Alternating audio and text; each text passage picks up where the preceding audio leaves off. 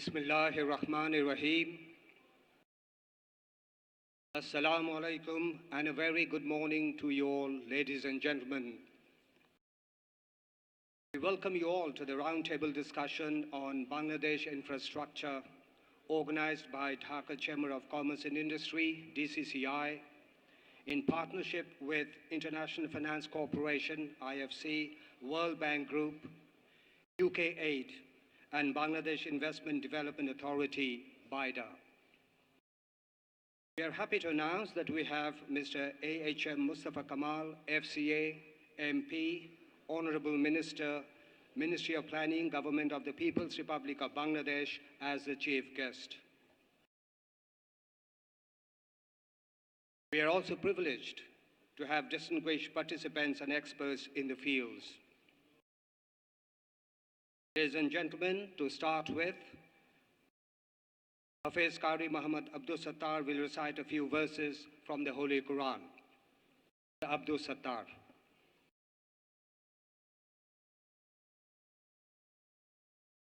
Assalamu alaikum. أعوذ بالله من الشيطان الرجيم.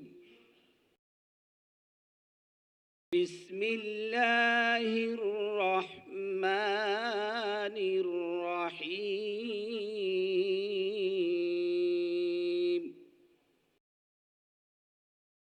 قل هو الله أحد الله الصمد لم يلد ولم يولد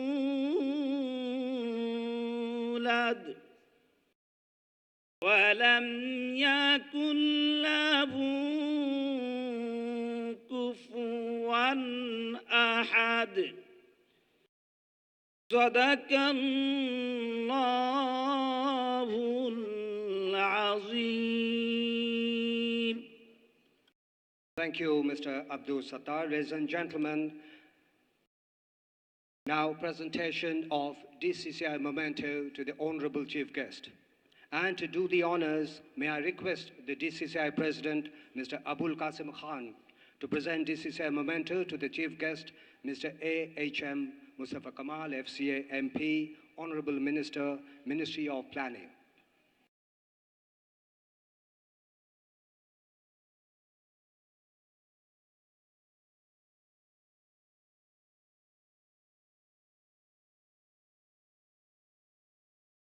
Thank you, sir.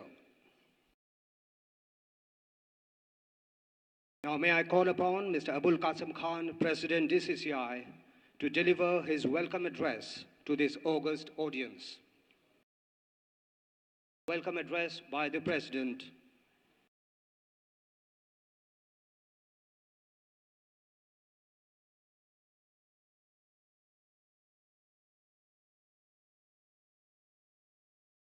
Mr. President.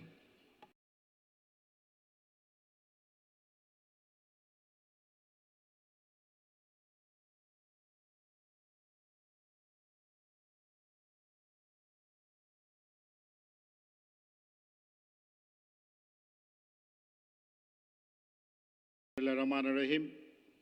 Today's chief guest, Mr. AHM Mustafa Kamal MP, Honorable Minister, Planning Government of Bangladesh. Session special guest, Abdul Islam, former President of Dhaka Chamber and Director of Bangladesh Bank. Presidents of DCCI, Senior Vice President DCCI, moderators, keynote speakers, panelists, guests, business leaders, my colleagues in the board of Dhaka Chamber, friends from media, print and electronic, ladies and gentlemen, Assalamu alaikum, and a very good morning to you all. It is indeed a pleasure to welcome you all to this important roundtable discussion on Bangladesh infrastructure, organized by Dhaka Chamber of Commerce in partnership with Bangladesh Development Authority, BIDA, the World Bank Group and UK Aid. I would like to take this opportunity to thank the Honorable Planning Minister, Kamal, who despite his busy schedule, kindly agreed to attend today's program as chief guest. Ladies and gentlemen, there is no debate about the importance of infrastructure in a nation's development roadmap. Every nation maximizes its development pace with modern and efficient infrastructure. Bangladesh today is at the doorsteps of accelerated growth, standing strong at 7% and looking forward to 8% and beyond GDP growth rates, for which infrastructure is a precondition in attaining these growth rates. Today, our GDP remains trapped, primarily due to lack of modern, efficient infrastructure. We are failing to realize the full growth potentials. As per the World Economic Forum's Global Competitiveness Report 2016-17, the country's infrastructure competitiveness was ranked 114 out of 138 countries in the world. The main reason for the lack of modern infrastructure is low investments, which is currently recorded at 2.8% of GDP. In fact, in Bangladesh, for the last 25 years, the private sector growth outpaced public sector planning and development. We know the limitations we are faced in terms of resources, which resulted in limited allocation to infrastructure, and whereas the requirement was much higher. However, recent trend is very positive. The government has increased spending by 300% since 2011-2012 fiscal year, as per our estimates, which shows the government has given top priority. However, this is not enough, and we must reach higher investment in infrastructure. Honorable Minister, in recent times, we have seen the Asian miracle. From Asian tigers to China turned themselves into prosperous nations. We truly witnessed how modern infrastructure accelerated to a new trajectory and transformed them into modern nations of the world. The East Asian economies that have been successful in achieving rapid economic growth by investing in infrastructure. Taiwan and South Korea heavily invested in infrastructure during their rapid industrialization. Taiwan invested 9.5% of their GDP from 1970 to 1990. South Korea invested 8.7% of their GDP from 1960 to 1990. China also on average invested 8% from 2003 onwards. All these three countries built modern systems of essential infrastructure facilities. Infrastructure has been an important component of Vietnam's development strategy as well. Over the last 12 years, Vietnam invested 10% of their GDP in infrastructure.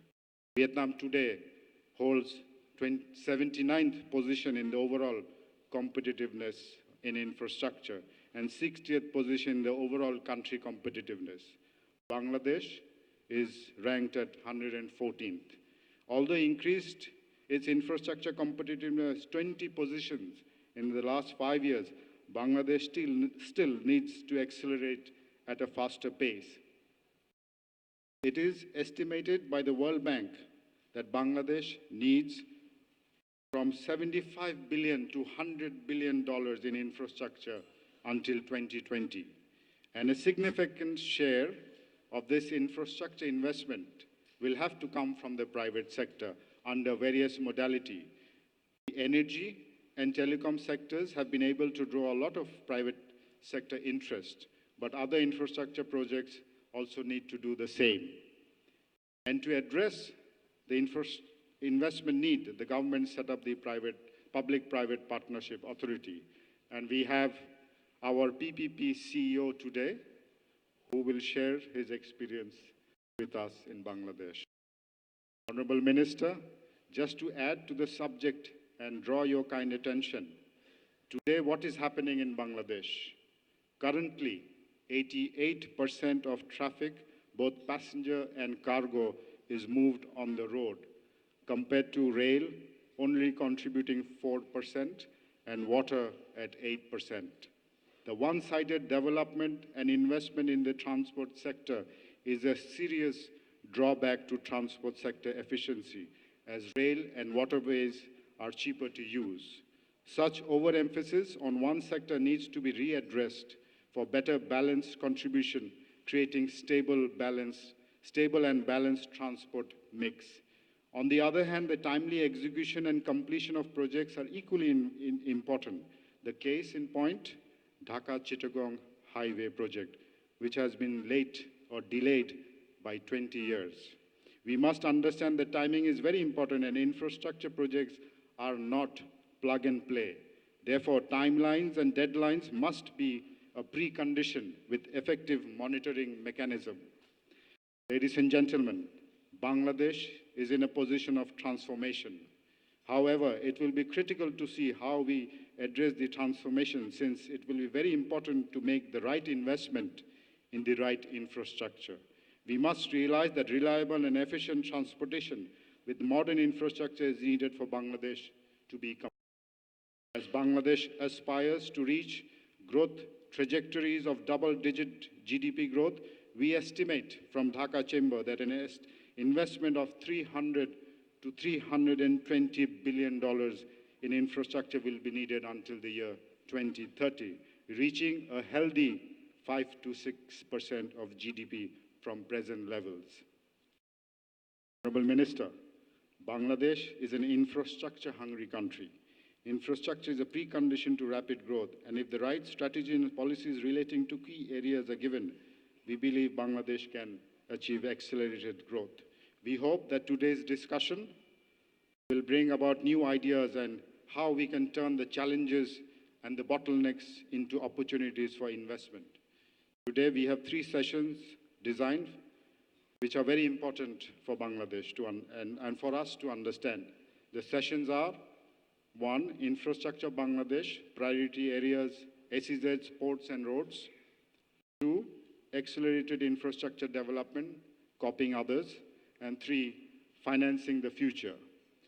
And for the 3 sessions, we have a galaxy of experts and specialists. 3 keynote presentations from industry specialists, 8 sectoral experts as panelists. We also have operators, investors, regulators, policy planners, economists, bankers, development partners, and media to discuss and debate in the open session. I am confident that we will have an exciting roundtable on this very important subject. Before ending, Honorable Minister and ladies and gentlemen, I will share the words of John F. Kennedy, the 35th President of the United States of America, who said, and I quote, "It is not our wealth that builds our roads. It is our roads that lead to our wealth." Thank you, and Allah Hafiz. Thank you, Mr. President, for the fascinating address. Ladies and gentlemen, we are happy to announce that our special guest, Mr. Qazi Aminul Islam, Executive Chairman of BIDA, has just arrived.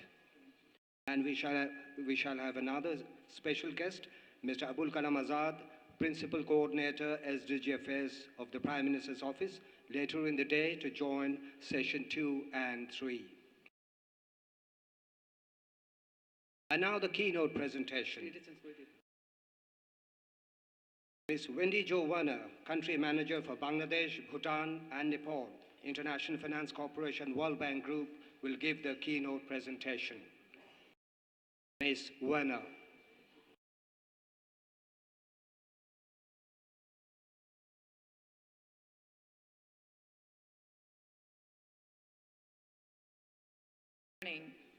Dear Honorable Minister and Chief Guest, Mustafa Kamal, Ministry of Planning, Honorable Chairman, Mr. Qazi Aminul Islam, Executive Chairman of Bangladesh Investment Development Authority, Honorable President, Mr. Abul Qasim Khan from the Dhaka Chamber of Commerce, ladies and gentlemen, dear colleagues from both private and public sectors, thank you very much for being here today, and I'm very pleased to be here to discuss infrastructure and particularly the transport as areas, which is a top priority here in Bangladesh and also for the International Finance Corporation. My presentation is not going yet, but some of my first slides will be no surprise to you, so I will continue and we'll catch up with the slides. I'm going to speak today focusing on a number of infrastructure projects around the world which demonstrate how the private sector can help fill the gaps that we see here in Bangladesh in infrastructure. First, as I said, no surprise to you, Bangladesh is really one of the economies that's growing the fastest globally. We are currently the 45th largest economy in the world, and that really puts us ahead of many large players, even like Vietnam and New Zealand. And we can see already, as the President has highlighted, that the growth rate here in Bangladesh is also extremely positive at 7% or more. And this has even surpassed the Chinese GDP growth rate, and it's expected to continue over the coming years. The GDP growth rate here in Bangladesh is second only to India in this region. So we can see that the fundamentals here in Bangladesh are very strong. We all know well. Yet we do see the major challenge of infrastructure, and business surveys tell us that the infrastructure constraints are one of the main barriers to their ability to start new businesses, operate, export, and to reach higher levels of efficiency. Bangladesh infrastructure ranks around 114th place globally by the World Economic Forum statistics, and this is well below many Asian peers.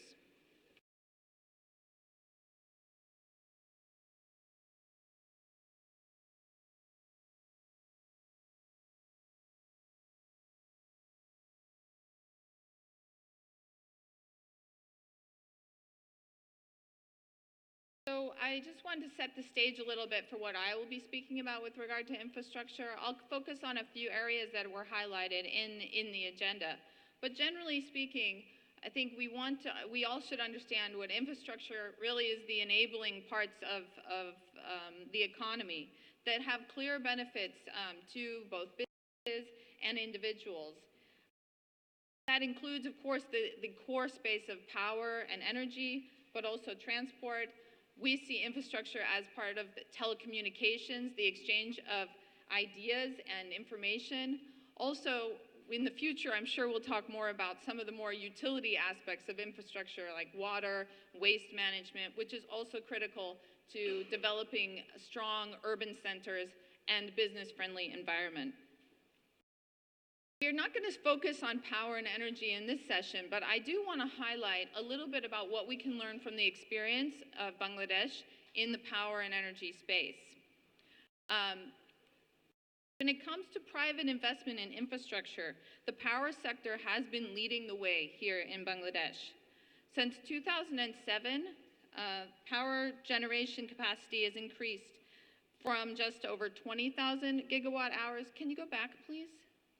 It would be much easier. Sorry.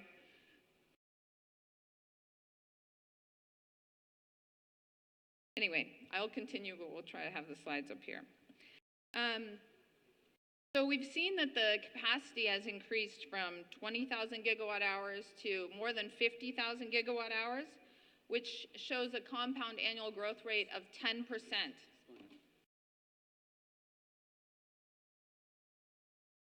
At the same time, we can see that the power sector has been one of the areas where private investment is the strongest. Almost 35% of, originally 35% of power generation was done in the private sector, at least a few years back, and now that's closer to 50% of generation capacity. So this is a very important success that we've done right here in Bangladesh, and you want to think about why that was successful. First, we could see that when it came to the Power Development Board, the use of standardized contracts like PPAs contained many of the provisions that developers and lenders required for private power projects, and that allowed good developers to come in and financiers to also consider independent power projects. Second, we saw competitive tenders, which helped drive down the price of the power offered and also address issues like environmental impact and improve the offer over the years, improve technology availability. third, we could see that the obligations under a PPA, under power purchase agreements, were backstopped by the government through a guarantee, which made developers and lenders comfortable to come to Bangladesh or to expand their operations in Bangladesh, even if it was new for them at the beginning. Lastly, the government made power generation capacity a key priority, which then spurred the process and spurred progress and resolved issues when they arose. So I think we want to look at this example as a way that we can then build on the success of power in other areas too, and we'll come back to this. I'd like to talk a few minutes about a couple of examples from other countries that I think are illustrative of what Bangladesh can also achieve and why they were successful. First, we've targeted the development of special economic zones in Bangladesh. And this, I think, is a critical area to addressing logistical and transportation barriers here. One very prominent and famous special economic zone is the Shenzhen Special Economic Zone in China. Shenzhen was the first special economic zone in China, and it was established in 1980. So really when this was a very new idea. Shenzhen now generates $270 billion in GDP alone, and it's the world's third largest port. So why was Shenzhen a success? First, we can see Shenzhen has a locational advantage. It is the access to China, which is of course a huge market, but also was located very close to Hong Kong. And at that point, Hong Kong was also one of the major economic centers on its own. The infrastructure that the government provided included power, water, utilities, connecting infrastructure, and so that all special economic zone tenants had access to basic utilities and good quality road and port access that was necessary to enable manufacturing and quick exports.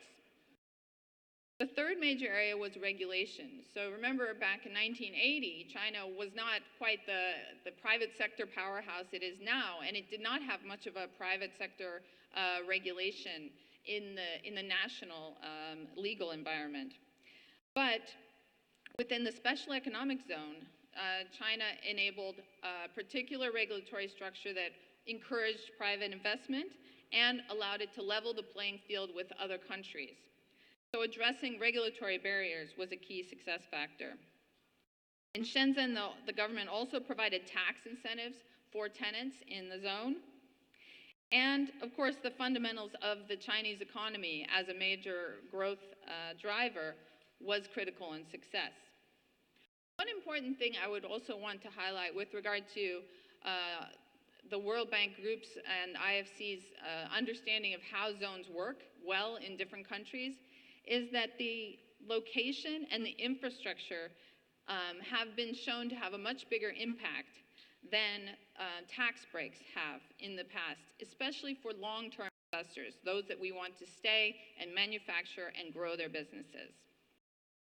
Second example I'd like to highlight is in airports. So in the Philippines has a quite extensive PPP program that's focused on many different sectors. But one of the successful PPP transactions has been with the Cebu Airport. The Cebu Airport is about the size of the Dhaka Airport. It has around 8 million passengers annually. And in 2014, the government of the Philippines decided to run a competitive tender to award a PPP contract for the Cebu Airport. And this is the second largest airport in the Philippines. So the project is expected, what's very interesting is the returns for the government from this project. It's expected that the revenues to the government will be about $1 billion from this project over the life of the project, and there was a $300 million upfront payment that was made at the time of the award. The private investor itself is also investing $450 million to upgrade and expand the terminal. And so the benefit to the Philippines from this airport project is upward of $1.5 billion. The example of the Cebu Airport underscores a key point about transportation PPP. Some of the transportation assets that a country has do not necessarily require material outlays from the government other than providing the land and in the enabling regulations and the connecting infrastructure. So what was successful? What was the structure that made success in the example of Cebu Airport? First, we see that the airport itself was an attractive asset. It had a solid demand base of passengers coming through. Second, there was a concession contract that met the requirements of international airport operators and also lenders. Third, the government worked hard to protect its own interests and set standards in the bid documents that required experience and set timelines, performance standards, and penalties to ensure that there was quality performance and satisfactory results from the developer during both construction and operations. And finally, there was a strong tender process. So the government ran a tender that attracted both international airport operators and local partners who really bid aggressively. And then the government of the Philippines got a very good deal out of the result. Third example I'd like to highlight is in the road sector. And this is a toll road in Dakar, in Senegal. The Dakar toll road is around a 25-kilometer toll road, and it's located in the capital. It was the first greenfield toll road in West Africa, and the results have been very successful. Travel times through Dakar were more than 2 hours before the toll road came into existence, and now they're down to 30 minutes. And the road has expanded beyond the original 25 kilometers for an additional 17 kilometers. In the space of toll roads, which I think we'll discuss more later today, frequently one needs government subsidies in the form of minimum revenue requirements or viability gap funding to be bankable and to make sure that tolls are affordable for everyday citizens. In the case of the Dakar toll road, the government provided $170 million in subsidies out of the $290 million project cost. The benefit from this toll road are clear, and I highlighted them at the beginning, but it did face many significant challenges, which would be familiar to those looking at the road sector here in Bangladesh. Over 25,000 people had to be resettled, and the cost of that resettlement was $135 million. The government of Senegal received funding and technical assistance from development institutions to conduct that resettlement in accordance with international standards, which then, of course, allowed private bidders to come in and international lenders to finance the road. The final example I want to highlight is in the port sector. And the BTP Santos container port in Brazil shows how actually an unsolicited offer can also bring very positive results if it's structured properly and done with the right partners. Santos is Brazil's main port, and it had a large capacity shortage a couple years ago. The shortages increased the price of handling at the port, and it was up to more than $300 a box. But the operators, the operating arms of the terminal, came together. They were Maersk and the MSC shipping lines, and they made a proposal to the government of Brazil to utilize nearby land that was actually an illegal garbage dump, to overhaul that, and to make a new terminal, as well as clean up the dump. The company spent more than $1 billion to build the port and included $100 million in the cleanup of the illegal dump. The number one reason the BTP project could be successful is because Santos is an attractive market, and it has a large base of customers and access to the kind of throughput and revenues that will give the return necessary. Another key factor in the success was that the owners were very experienced container terminal operators, and they had the kind of operating and financial resources to operate the port at a high standard. Finally, Brazil also benefited from another unsolicited project that was developed by Dubai ports nearby, and the competition between the ports also helped drive down the prices.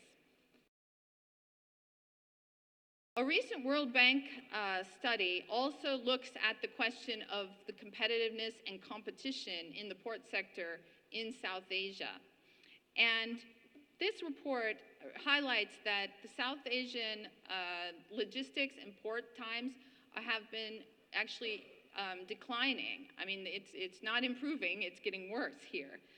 The average turnaround time for South Asian ports across the board increased from 2006 to 2011. It used to be 2.06 days in 2006, and it now is increasing to 2.39 days as an average in 2011.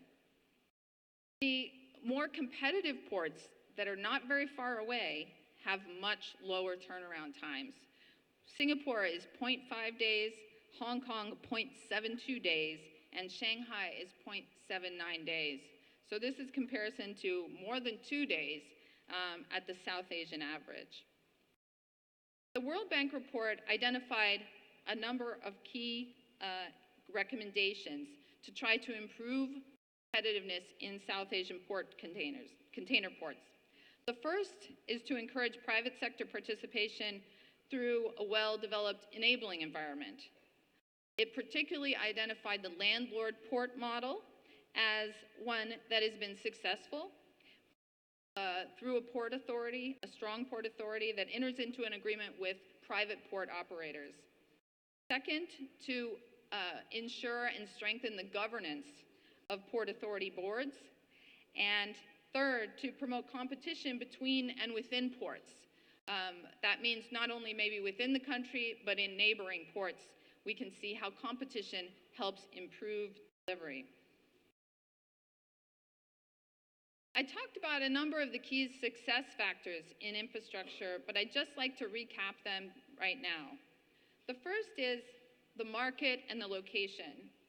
For the private sector to come and invest, a project really does have to be attractive from the point of revenue generation and the returns on investment. That means that you need to focus on locations that will create that kind of revenue flow. Second, the connections to utilities, transport networks, road and port access is critical for almost any investment.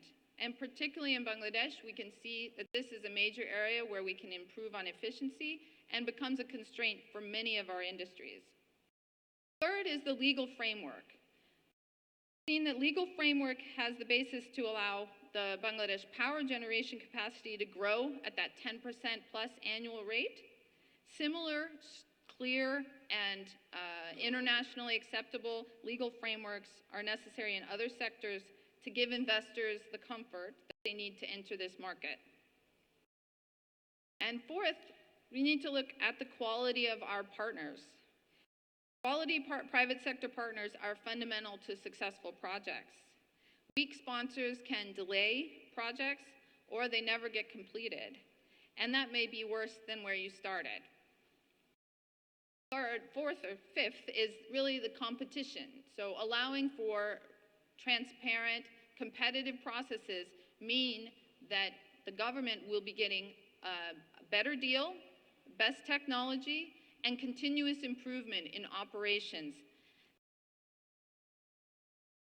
Last but not least, the enabling environment for supporting private sector infrastructure projects has to be a government priority. We've seen a major thrust from this government to focus on the power and energy space and coordinate all the necessary agencies around that objective.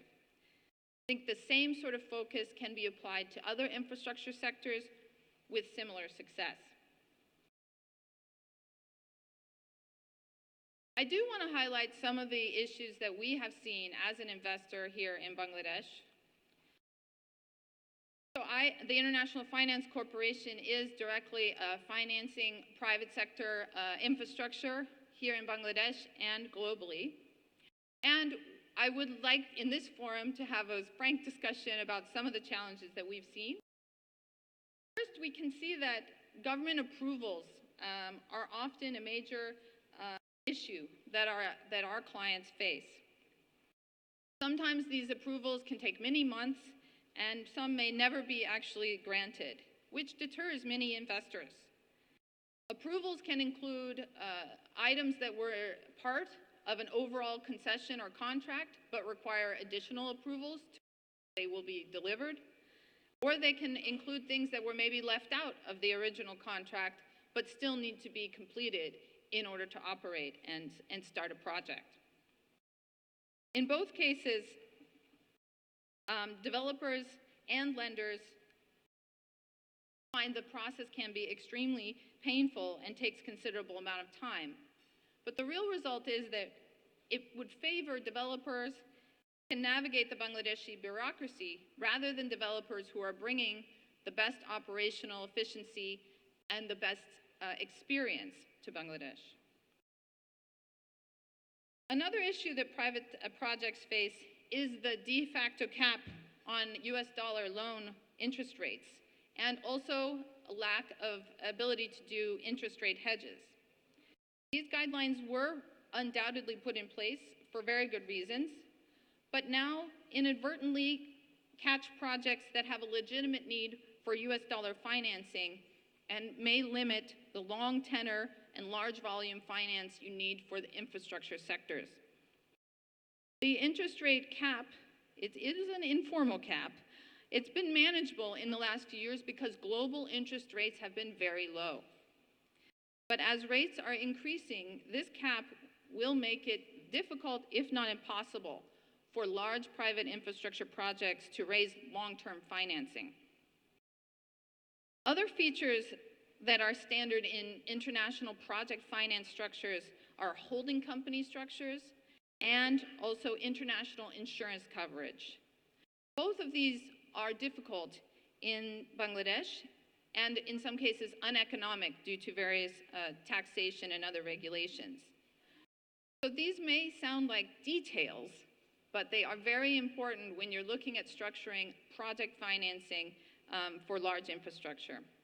Reforms in these areas would help to increase the competition and the number of developers that are interested in investing here in Bangladesh, and would also speed up project implementation once projects are awarded. While there are some challenges in expanding private investment in Bangladesh in infrastructure, we at the International Finance Corporation and the World Bank Group see many more opportunities than obstacles, and we look forward to working with you and the private sector going forward to fulfill the goal of delivering infrastructure to the people of Bangladesh. Thank you.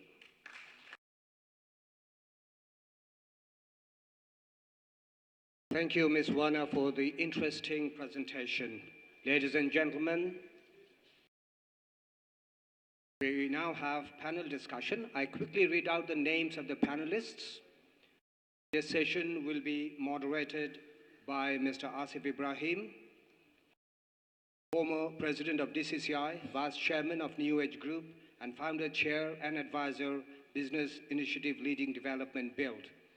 The panelists for this session are Rear Admiral M. Khalid Iqbal, chairman, Chittagong Port Authority, Mr. ASM Mainuddin Monem, deputy managing director, Abdul Monem Limited, Mr. Sayyid Yasir Haider Rizvi, deputy managing director, Alliance Port Limited. The session's special guest is Mr. Aftabul Islam FCA, Director, Bangladesh Bank, former President, DCCI, and AmCham. It's over to you, sir. Mr. Asif Ibrahim.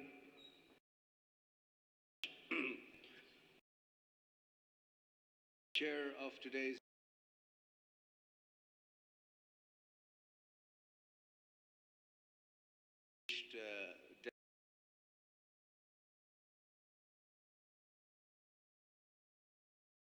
front of issues which are pertinent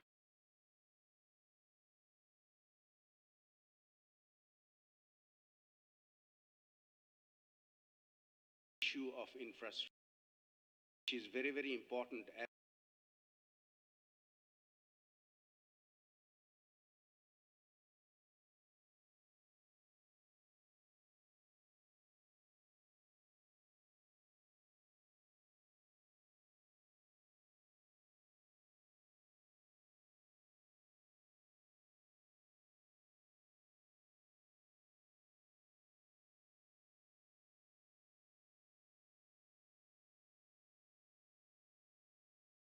We have achieved remarkable progress in the area of energy. In terms of other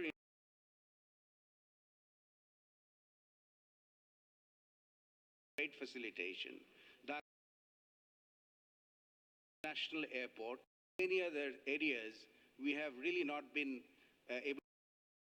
Yes, there are projects that are being undertaken. Implementation of these projects is not. So maybe we need to sit down today and identify what's really wrong and how we can go forward ambitious goals. In terms of the requirement of short-term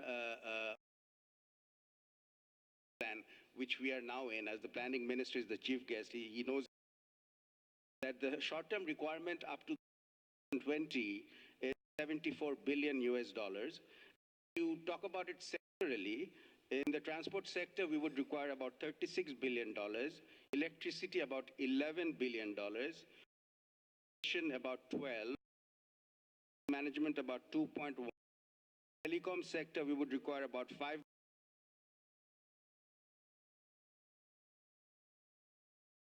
At the same time, we also have some issues of competitiveness in terms of doing business.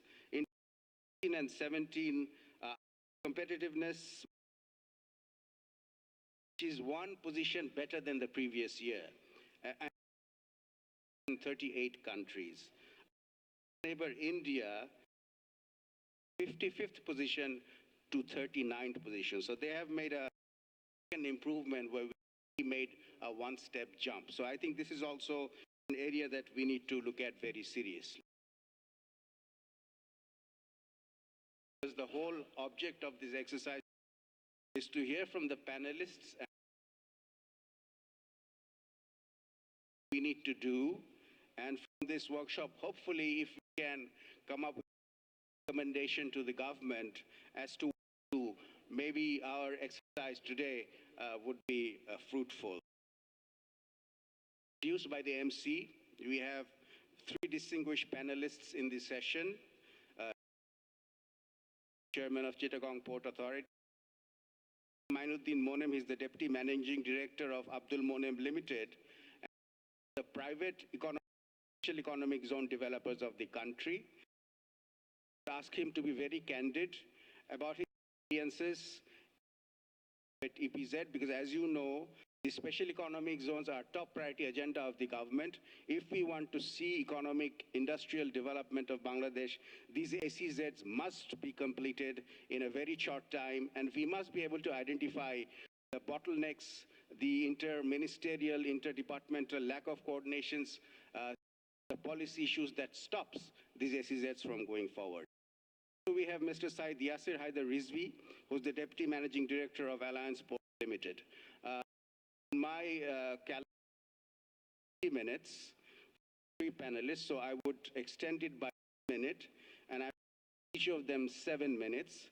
So I would now request Rear Admiral M. Pal, Chairman of Chittagong Port Authority, to kindly deliver his deliberations. You can do it while sitting down, sir. Thank you very much. Your clock starts now. Thank you very much, Mr. Ras.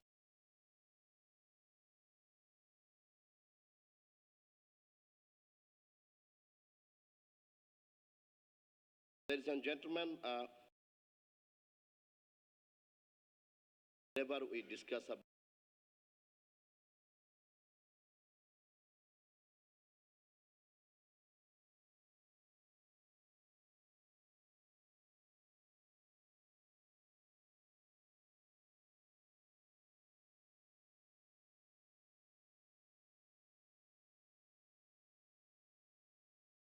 steadily maintaining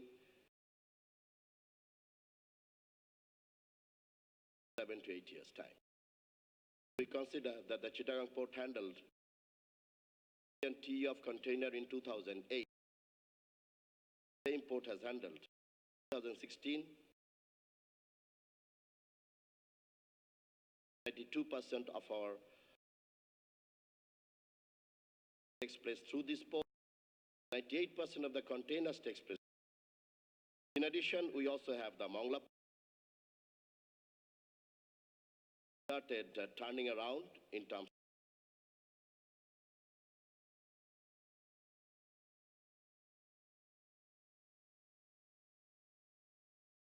Now, if we again consider ports particularly,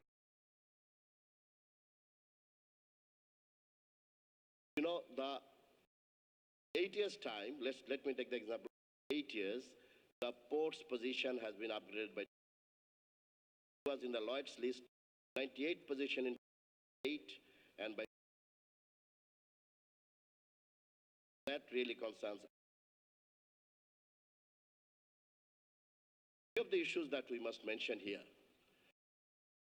what is the recent shipping trade all over the world? The size of the ship bigger and bigger. 20 years back, a single ship used to carry about 17. We are going for 20,000 even in one single ship. And that means challenge the shipping sectors, the mainline operators and the shipping owners. They are throwing on the really level of impact on us as well. All the countries are not equally blessed. You take the example of Colombo, he has got deep water just outside the port. In case of Chittagong port, unfortunately, we are not naturally blessed. So that means challenge is more on us to cope up with the recent shipping trend. How to cope up with this ever-increasing size of ships, which is more and more in the recent years. Because the draft is a limitation. In Karnataka River, we have the limitation of draft, 9.5 meter and 190 meter of length. So that means we can bring in single ship, maximum now about 2,000, 2,500. Slowly and gradually, this type of ships, phase out, and that will put us in the huge problem of having certain port deep draft. So that brings the consideration of harbor or deep sea port. Well, what is a deep sea port? Deep sea port is something where the approach from the deep water of the sea, in my opinion, should be minimum as possible. The ships from the deep water with the minimum time should come inside the port. So that brings the question of something around Matarbari, around Shonadia, that particular belt. The deep water, straightway within 3 to 4 kilometers, we are having about 34 meters of depth of water. So, the government has taken up a step to consider some deep water, deep sea port somewhere there, and we are carrying out a study with the help of JICA. Another issue I'd like to mention is the port-led development. If you consider our neighboring country, India, they are having the port-led development called Project Sagarmala. That they are having about 200 ports, medium and bigger. There is no harm having more. So what happens? The port-led development strategy considers that all the economic zones, the freight corridors, the dedicated economic corridors and the ports should be aligned and should be all placed in the vicinity. That means the 100 economic zones that we are going to have, that should be placed somewhere nearby some ports. If we don't have a port, we should try to make a port nearby. If those are in hinterland, we should try to have some riverine port. So that is something that I would like to propose those who are planning for the 100 economic, because the transportation cost waterways is 60% less than a transportation cost on the road. This is a very important fact. The various industries are produced in case of export. If they are placed close to the port, it will take minimum time to come to the port. That means minimum cost. At the same time, the finished product, when they go to the port, same thing. So these are some of the issues. The strategic master plan of Chittagong Port says, now that we are considering handling 2.35 million TEUs in next 2035, Bangladesh will be handling about 12 million TEUs. So who is going to handle all this? Okay, Chittagong Port, we are going to have the plan. You might have heard the Bay Terminal that is out on the sea. So we are getting the help of ADB and some other companies. Bay Terminal project is on a faster track of the government, and we are trying by something by 2021. 1 minute. Thank you, sir. By somewhere by 2021, we can really complete the phase one. In addition to Bay Terminal, we are also considering to make a port somewhere in Mirsarai and some of. So these are some of the issues and some of the constraints that we face in Chittagong Port. Interland connectivity. The port-city interface in Chittagong, last 50, 60, 70 years, perhaps city interface was something which have been ignored. So the city traffic and the port traffic now has been merged together. We need to see that. It's not a greenfield port. Chittagong Port is we call it a brown port.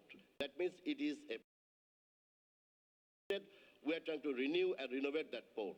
So this is something, hinterland connectivity. The multimodal transportation is something. That means the road, rail, and waterways. Everything should be used in order to carry our cargo from Chittagong to Dhaka. And so these are some of the issues that I really wanted to mention. And the regional hub, that is another you might have heard, the government has also considering, and I'm sure this will really accrue us a lot of benefit if Chittagong Port or maybe in future a deep sea port can act as a regional hub, giving support and some overland or the transshipment towards the landlocked countries, Nepal, Bhutan, or even Northeast India, why not even to Kunming of China. So the one road, one rail, the concept that the China has taken up, and the Trans-Asian Highway goes near to Chittagong, Bangladesh. We can always connect up with that, and we can always get the benefit of transshipment. Thank you very much.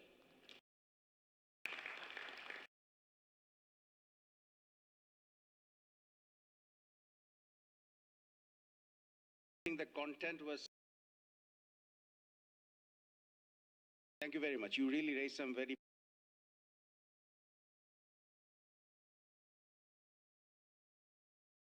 ships and the changing trend and how future will cope up with it. Very, very important discussion.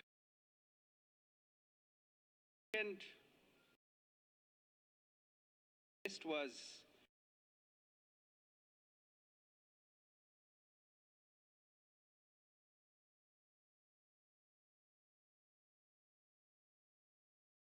now request Director of Alliance Limited to kindly give his presentation and a reminder you can deliver it from the table.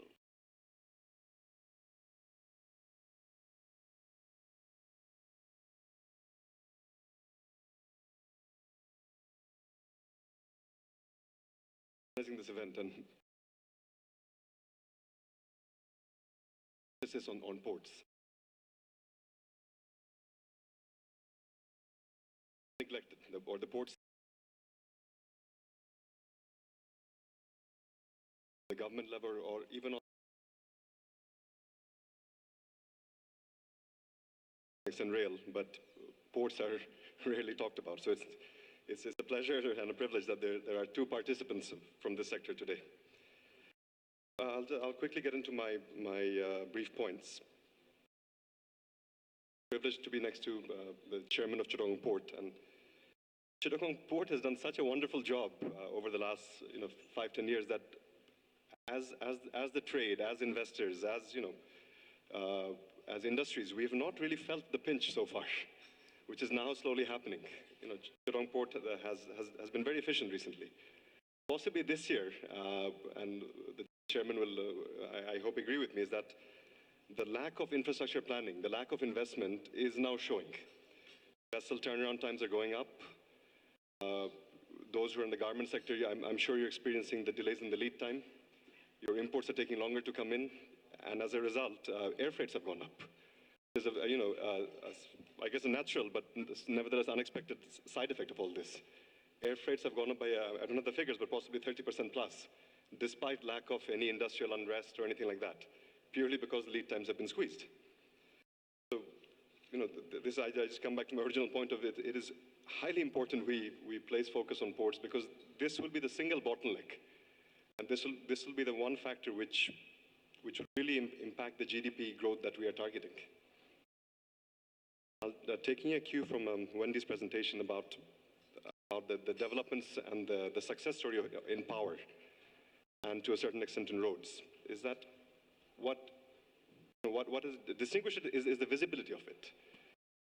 As investors, we know what is in the pipeline. We know what the government is planning. We know, the LNG terminals are coming up. There's a very defined roadmap. And for large investors, that comfort is there. That after so many years, this much megawatts of power will be in place. To a certain extent, that applies in roads as well. We know what road networks are coming up. When it comes to ports, the visibility is simply not there. Chairman Iqbal touched on Pyra Port and the Bay Terminal. But in all honesty, and despite being involved in the sector, I cannot tell you when exactly these projects will take place, what sort of capacity will they offer initially, and what are the serious challenges. Pyra, I believe now, is slowly coming to light that perhaps it isn't, it is a challenging project. It will not be as easy as we initially foresaw. And in the next 5 years, it might not make a significant difference to port capacity. Same with Mongla. Mongla, there's a PPP project underway, I understand. Thought the bridge will make a difference, but end of the day, Mongla will add only a few 100,000 TEUs of capacity, whereas we're talking now in the millions. The Bay Terminal is also a very good initiative, but once again, that's at the feasibility stage. I don't think anyone can say that with guarantee it will happen on a certain date. This is perhaps where the private sector should definitely take the lead, because all these projects we mentioned in the port are all purely government-driven and government-led. It's very important that the private sector steps in and is given the necessary encouragement from the government to plan ahead. And I apologize, my thoughts are slightly scattered, but I'll just refer to my notes quickly. So there's 2 points I would like to end up with, and I think Asif will be happy. I'll probably take up less than my 7 minutes. First point is, it's important that the government does not see the private sector as a competitor. This is something, unfortunately, we have experienced ourselves in the port sector. At the end of the day, both the government sector and the private sector is simply adding capacity. And it is this capacity that will lead to GDP growth. A port project should not be considered a threat in any way, shape, or form to the government or to Chittagong Port, or, because the idea is, as I repeat, is to add capacity.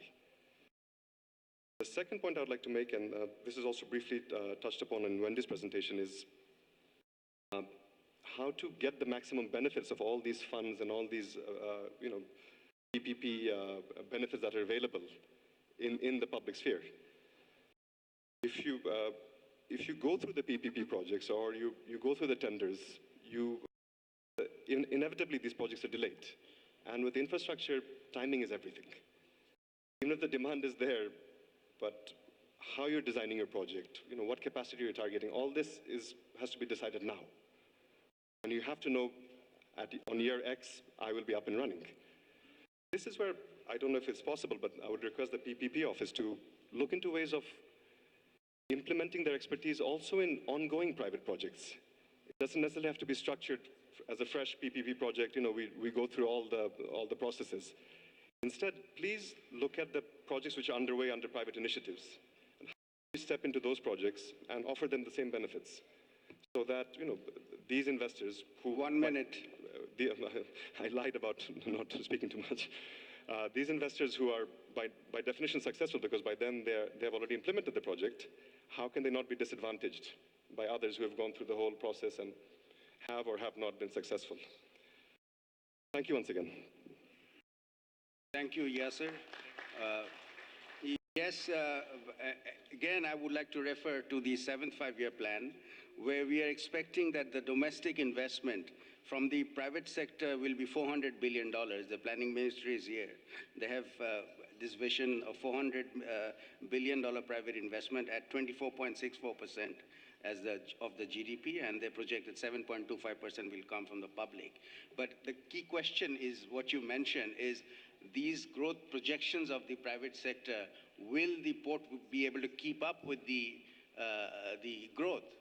The trade facilitation infrastructure is top priority, and there may come a time where we'll see, as you've correctly mentioned, that already Chittagong port for export, especially in the RMG sector, I myself am from the RMG sector, and I can clearly see, and a lot of my colleagues can clearly see, that the delay is more than what it used to be in terms of clearing goods. So we really need to look at it. There have been achievements, there is no doubt about it. However, that's the real story, so we have to address that. I would now turn over to the last discussant, the designated discussant of today's workshop, Mr. ASM Mainuddin Monem, one of the private economic zone developers, as the government has taken an initiative to set up BEZA, and of course now we have got the BETA chair, executive chair is also here, to streamline these whole processes. So SEZs are important. Let's hear from one of the private zone developers about his. Thank you very much, the August gathering here. First of all, my heartfelt thanks to DCCI and its team that they had arranged such an important topic of discussion where nobody less important than our planning minister, who is driving from the front these activities for us, and also a very pivotal role played by BEDA, respected chairman, Dr. Amin is here. So first, let me be very candid. When this presentation is 17 pages long with more than 500 words, so let me not delve into that to talk on your presentation. So I have taken a middle ground. I have taken, of your 17 pages, I will talk about the page number 9, which is, I think, befitting in that manner that I come in the middle ground of your presentation, which miraculously served my purpose. That is the Shenzhen of China. So it is the sentiment in the offing that right on the ball. First of all, I thank our planning minister first. That formidable task is undertaken by the government of Bangladesh, and you have achieved a notch higher in the GDP growth of 7.24%. I think the room here must congratulate and acknowledge the fact. I must thank everybody. That's a clap of hand for a planning minister. Please. We should not be miserly to recognize the good things of a good country. So we should be very generous to do that, so we can see more fruits of progress going forward. First of all, I thank Wendy very much that you have brought in a lot of issues. But one thing I will bring to bear, that is Bangladesh predominantly is known as a country of agriculture, no doubt about it. But we have made our watermark of excellence in the past decade, where we have shown the world that we have been one of the leaders in the garment sector, doing very good job in leather, doing a very good job in other small sector but important sectors of the country. So I would take this as a stepping stone, that where our leadership and our country private sector, the most resilient private sector of the world, I would say, is Bangladesh. Because in spite of all the challenges, all the tribulations we face, and we have always, with the dynamism of our leadership and her colleagues, at the same time our private sector with their vision and the acumen, we have overcome many challenges. The economic zone being one of the area where we have seen, in order for us to reach 8 to 10% growth and achieve the middle income status, we have nobody less than our Prime Minister has allowed to have 100 economic zones. Here I will be a bit candid. In any important task, our good friend from World Bank, she has shared the message from Shenzhen. 2 weeks back, I was in China, and I was exactly on the land of Shenzhen. I was walking on the terrain of Shenzhen, trying to understand what made Shenzhen what it is today. With me, Dr. Aftab was with me there also, Aftab Islam, but he was not energetic enough to walk with me for 5 kilometers, so I let him behind, and I walked around the whole terrain and feel of it, what it is like 30 years of development of China, and we're so proud about China today, and what made it happen. So that's why I will just share 2 or 3 points because the time of essence. I would like to hear from the chief guest. The first of all, it is the inner inertia and the craveness of a leadership. Our leadership of this country today, I'm very much proud to mention here, very openly, very candidly, Honorable Prime Minister has personally given us the word of appreciation and motivation. I want to make a note of it. It makes a huge hell of a difference for any private sector to be able to recognize the fact that nobody less than the Prime Minister thinks very seriously about it, and followed her by all the lieutenants that she has. Nobody less than our Planning Minister sitting here. So what is the message here?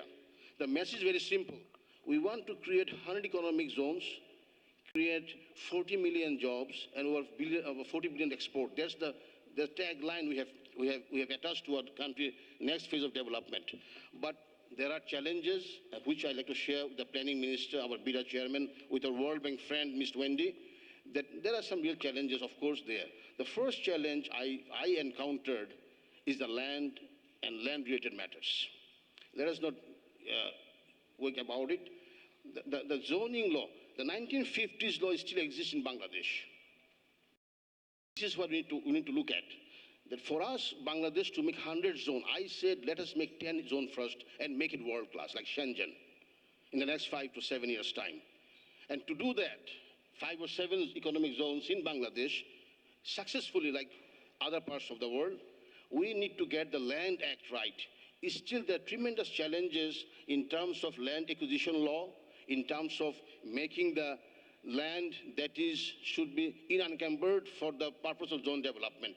The details can be followed. I'm sure the Planning Minister is so dynamic, he knows about it. And I think a special emphasis should be given by having a special body, which our Prime Minister very much endorsed the fact she really wants to see this happening. I think the onus would be on our Planning Minister to take a lead on that. I would request him, such a dynamic minister he is, I will request him to take a lead on this front, that some nuisance displays around the land issues, which even in spite of the intention of our Prime Minister, we sometimes don't get that in a forthright. So I think that should be very much seriously taken care. Our 1 minute, sir, 1 minute. Yes. So, and the second point is that when Ms. Wendy has mentioned that the case miracle of Shenzhen, I think these miracles only happen when the minds, they work together. And the minds are nobody less than our government and the private sector. Here I was reading a note, and I read word for word that we chose to make a difference and leave our world a better place for our children and their children and for generations to come. I think the same words echoed by our Honorable Prime Minister. And I think what we need to do in Bangladesh, the private sector, the government together, and with our support agencies like World Bank and IFC, the time is already ripe. I think there's no more time to look back. The time is ripe. We must get our acts together, join our hands together, and give this nation first 10 economic zones in the next 5 years' time. And that will create the environment, and that will make the facility enough to achieve our Millennium Development Goal that we all aspired for. And at last but not least, I would request our Planning Minister, such a dynamic person he is with our BIDA chairman, that if you look into the past progress of Bangladesh, where we are an agrarian economy, a rule of thumb is 1 hectare of economic effectiveness, which I call a quote-unquote study by world-class We really experts. have to wrap it up. Yes, just 30 seconds. Icing on the cake. That's I want to finish it up with. $5,000 per year contribution by a rice paddy field, and that computes to $2.5 million for economic zone. On the same token, a job creation is made 100 by a rice paddy field. The same amount of land gives you 5,000 people for economic zone. So the number is very simple to equate. It's not really rocket science to do that.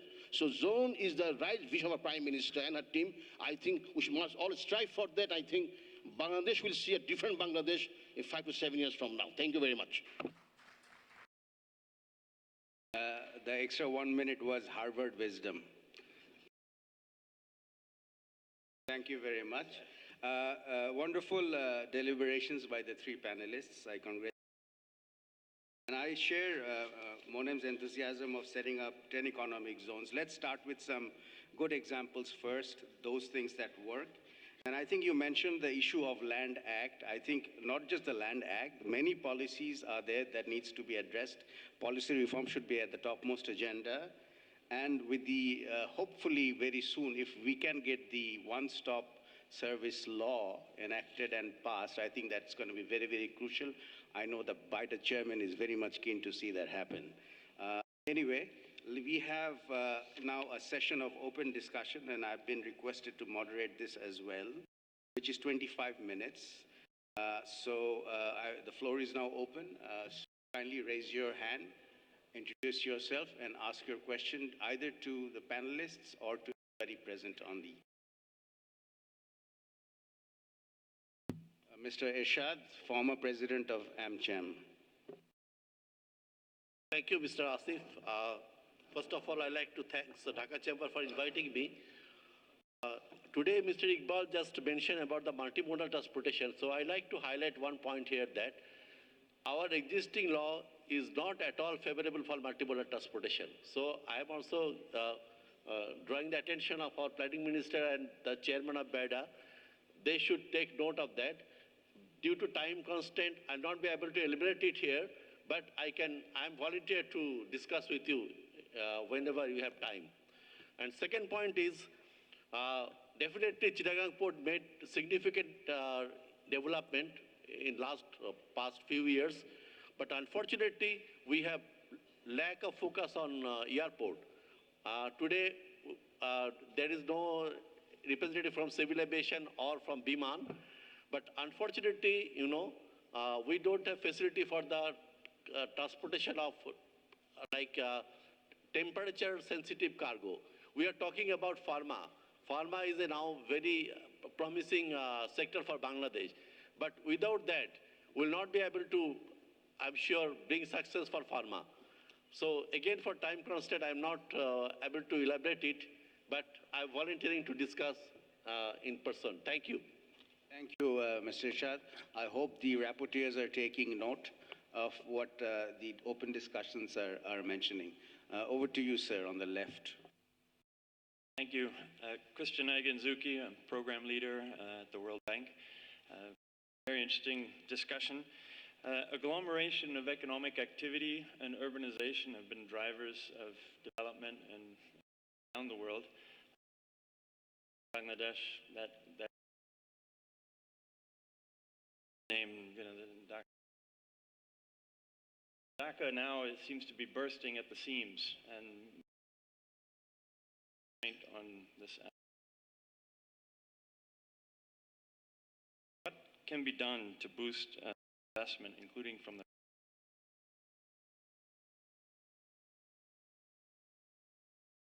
Thank you. Very much. Would any of the panelists would like to respond now, or should we come back later? In terms of the issues that were raised, and the gentleman from the World Bank. Would you like to take that? Who would like to? Yes. I think thank you very much. I think it's a very common wisdom. Common wisdom of the world says, in the initial stage of development of any given country, there are unplanned development happened. But gradually it makes systematic development. Our leadership is exactly the same. The moment you will see the zones are set up in Bangladesh, you will not see any factories and any of those nature in Baridhara, Gulshan, or in Tehsil. That's the vision of a prime minister. This all got to go to a zoning concept. You look at China today. China has the same concept they have developed over the years, and now they have perfected it. And I think the question you raised is a question for everybody in this room. The biggest hurdle you face in Bangladesh now, coming to Shunarka from Gulshan takes me 3 hours at times. It's all stopped, not by the expense of our growth or progress, but by the systematic approach to it. And that's where the planning minister is sitting here and the BHM is sitting here to help us to understand and action it to that point. And this will happen very soon. The moment you will see 50 zones happen around the strategic location of Bangladesh, you will not find any factories, any industries in Dhaka city around. This will not happen. There's one issue that you have raised very pertinently. And I think this served my purpose of answering that. You're very right.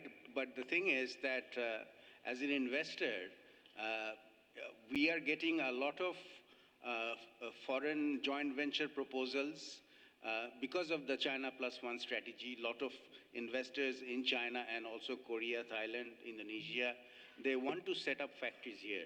They are looking for investors. We go to these foreign trips with chamber delegations. We meet them, but right now we can't provide them a land to set up the factory in. That is the reality. So I think the utmost priority is completion of the zones, and as soon as possible. I think that should be the top of the agenda of the government as well as the private sector, working hand in hand together. Thank you. Next question, Mr. Rashid Maksud Khan. Thank you very much. President, Dhaka Chamber. Thank you. I would first of all like to thank Dhaka Chamber and co-organizers for organizing this very important meeting on infrastructure. Of course, we have all been talking about infrastructure. We are very happy that the government has taken a decision to set up 100 economic zones. But as our predecessor mentioned, that land is very important. Of course, land is important. Without land, we can't do anything. But what about the other factors, the other infrastructure like energy, power? Energy is very important. We are happy that as far as power generation is concerned, we have attained certain level, and we will attain more through private sector investment.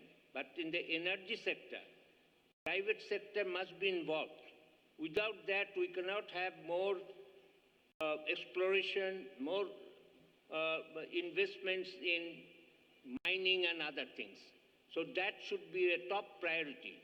And in this case, we can also make use of the NRB money. The NRB money has not been properly used. It is being, I would say, rather wasted on import of unimportant things like cosmetics and things like that, which we don't need so much. So we need to plan it properly so that investments can be made in the energy sector properly. There should be more exploration. There should be more refineries to be set up. Without energy, even with land, we can't do anything. So this is very, very important. So this must be taken care of. And the other thing is that the law and order. Without the law and order, we have got a lot of flyovers over Dhaka city, and we can't move. We are still waiting on the flyover.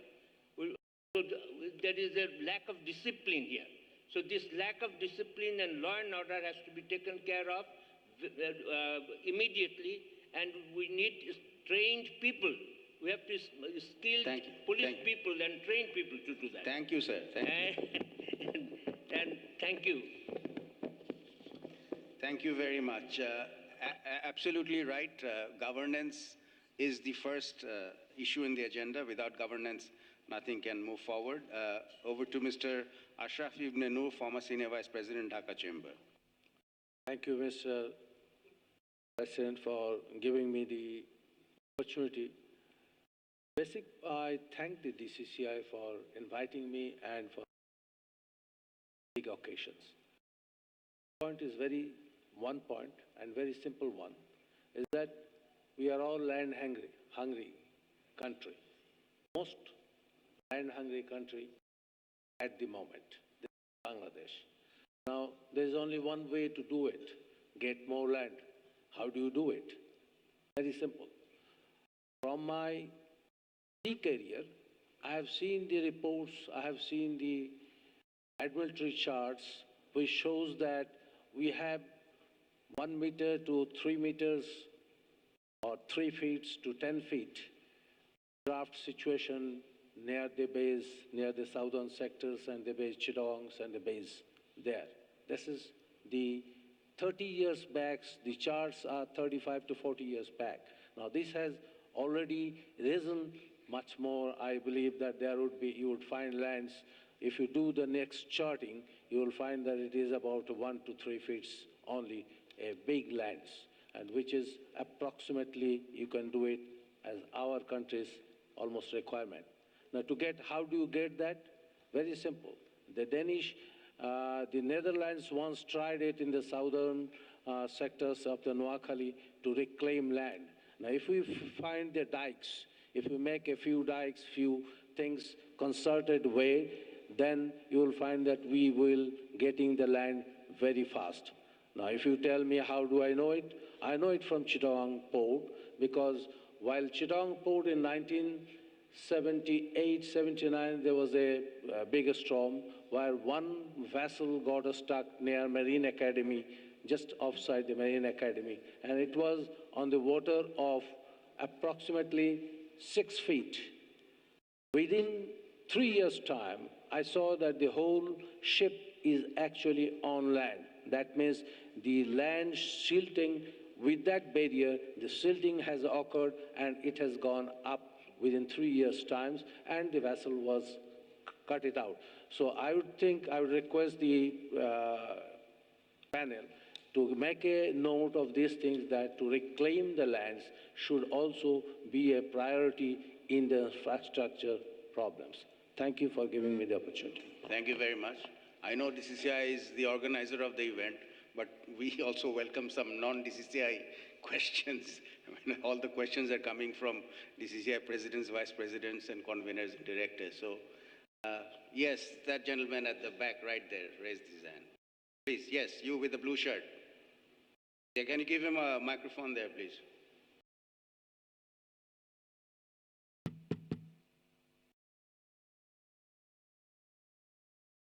Chair. My name is Nazmul Hassan. I represent the BIMSTEC. First of all, I would like to thank DCCI for organizing the event and inviting us. Now, I have a few comments and observations on this. During the first session, this SEZ and infrastructure priority, this thing came. I would like to add a few things with this connectivity. As the World Bank country director has rightly pointed out, this connectivity and other facilities near the SEZ. Connectivity, rail, road, air, and maritime connectivity that we know all. We also know that energy connectivity is important, and also digital connectivity. So on this point, I would like to share that in Bangladesh, particularly in the South Asian region, the cost of doing business is highest in the world. So I would like to hear from the panelists if they can tell us something about how that cost of doing business can be reduced, number one. And number two is the shipment time. Doing international business, here due to this connectivity problem and due to lack of trade facilitation and customs harmonization and automation, the shipment takes a lot of time. And for that, I think the people who are doing business in Bangladesh, international business, they are also suffering a lot. Please stick to your question, sir. We also have many other people who are interested. Yeah. So what is the present status of the government, steps taken by the government to facilitate the trade? Okay, thank you. Thank you very much. The last round of questions, would the panel be interested? I would request the executive chairman of BIDA to kindly address the question of how we can improve on the cost of doing business indicators in Bangladesh. I think it's a very key agenda of BIDA as well, sir. So answer that question, how we can reduce the, or improve upon the cost of doing business indicators.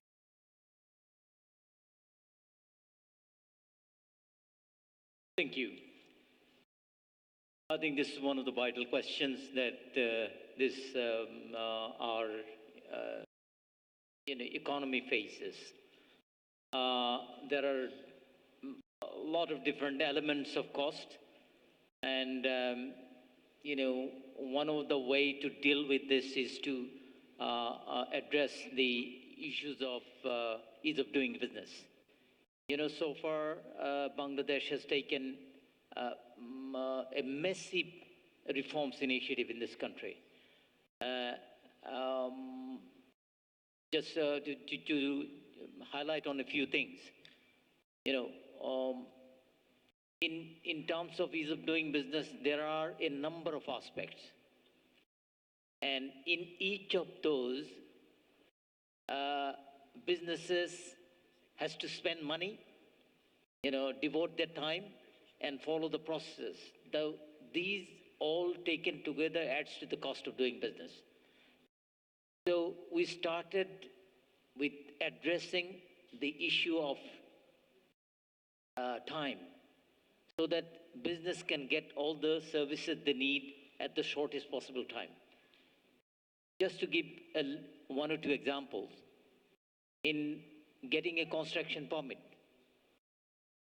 the last ease of doing business report says it takes 169 days. And we have decided that the construction permit should be made available in 60 days. That's what is happening. We are getting information from the applicants, and we have information, we have feedback that a construction permit is given in less than 60 minutes. Of course, that's in Dhaka and Chittagong. And in terms of accessing electricity, the last report says that it takes more than 400 days in order to get electricity. But it has been decided that electricity connection will be given to the business within 28 days, within 4 weeks.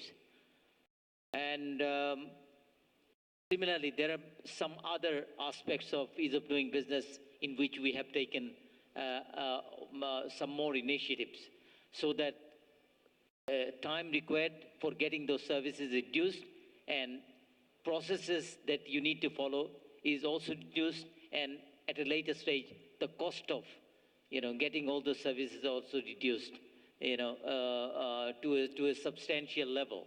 So that's the kind of ease of doing reforms initiative that we have taken. I believe that will help in reducing the cost of doing business in this country. And this is only part of it. And as the moderator has mentioned, the other aspect is providing one-stop services. And that is something that we have been working on in collaboration with the World Bank. And we are working at the moment on technology solution.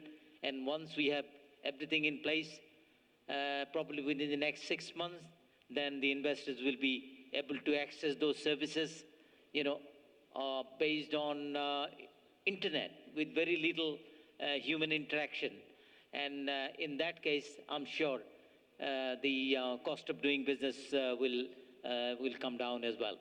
Thank you. Thank you very much, sir. I'm sure we'll hear more in your designated speaking slot as the special guest. Mr. Abdul Haq from FBCCI. Now, actually, a special advisor to the Japanese investors in Bangladesh. Thank you, sir. Actually, I'm anyway former director, of course. Actually, my heart, I congratulate Dhaka Chamber to bring this very, very pertinent issue table, that the infrastructure, the issue that we're trying for last many, many years. I personally attended hundreds of seminars of the World Bank, ADB, Japanese JICA, and etc. And I would recall in 1973, a massive Japanese proposal for Bangladesh, that just after liberation, they came in one plane. And in Japan, the newspaper said, if this plane crashes, Japanese economy will go down, because there were Toyotas, Mitsubishi, Marubeni chief bosses were there. They proposed Bangladesh to go for special industrial parks, and they proposed, according to their proposal, opposite to Chittagong Airport, the place now Korean FZ was actually earlier was selected, which primarily JICA did the primary jobs for the people of Bangladesh from the government of Japan or people of Japan. Unfortunately, that could not be materialized, and we have lost 44 years by now. We are talking about a special economic zone, when Shenzhen has become from a bare land to a global economic powerhouse, as Mr. Monem was mentioning. I congratulate World Bank's country manager that she has very correctly mentioned the opportunities that they have created. Now what we can do? Actually, I support one of the proposal said that 10 special economic zone. Our very dynamic and brilliant planning minister who is, taking charge of this developments, and the new BIDA chairman is here. That at least if I can do that, in the industrial park special economic zone we have given to the Japanese, to set an example, one industrial park should be there at least, not 10. One, that is world class. Indonesia did many. Even Gujarat did many. With that example, Mr. Modi made in India, the he has owned over India with the example of Gujarat's development, and that was the Japanese were behind. So now that what Chittagong chairman, port chairman was mentioning, that together with the industrial parks or economic zones, transportal issue is very, very vital. The cost of transportation is very important, that if the investors are coming in and they find it, is competitive, whether it is competitive or not. So these two issues I will raise, and one issue I'll end up with that, together with the physical infrastructure, the issue of social infrastructure is so important, that supplying of creating human resources according to the need of the investors is a very important issue. Governance is an issue many people were talked about. I think from private sector point of view that definitely if government gives top priority to this area, which government is giving at the moment, lately, but we must be very, very fast because time is changing. Thank you. And Thank global you. economic environment is changing, political environment is changing. Thank you very much. Thank you. Osama Tasir, I only have 1 minute. Okay. The keynote speaker. She makes a statement that making the PPPs work for the lower income group, one of the factors she has mentioned is be careful of excessively high quality of service. What is this?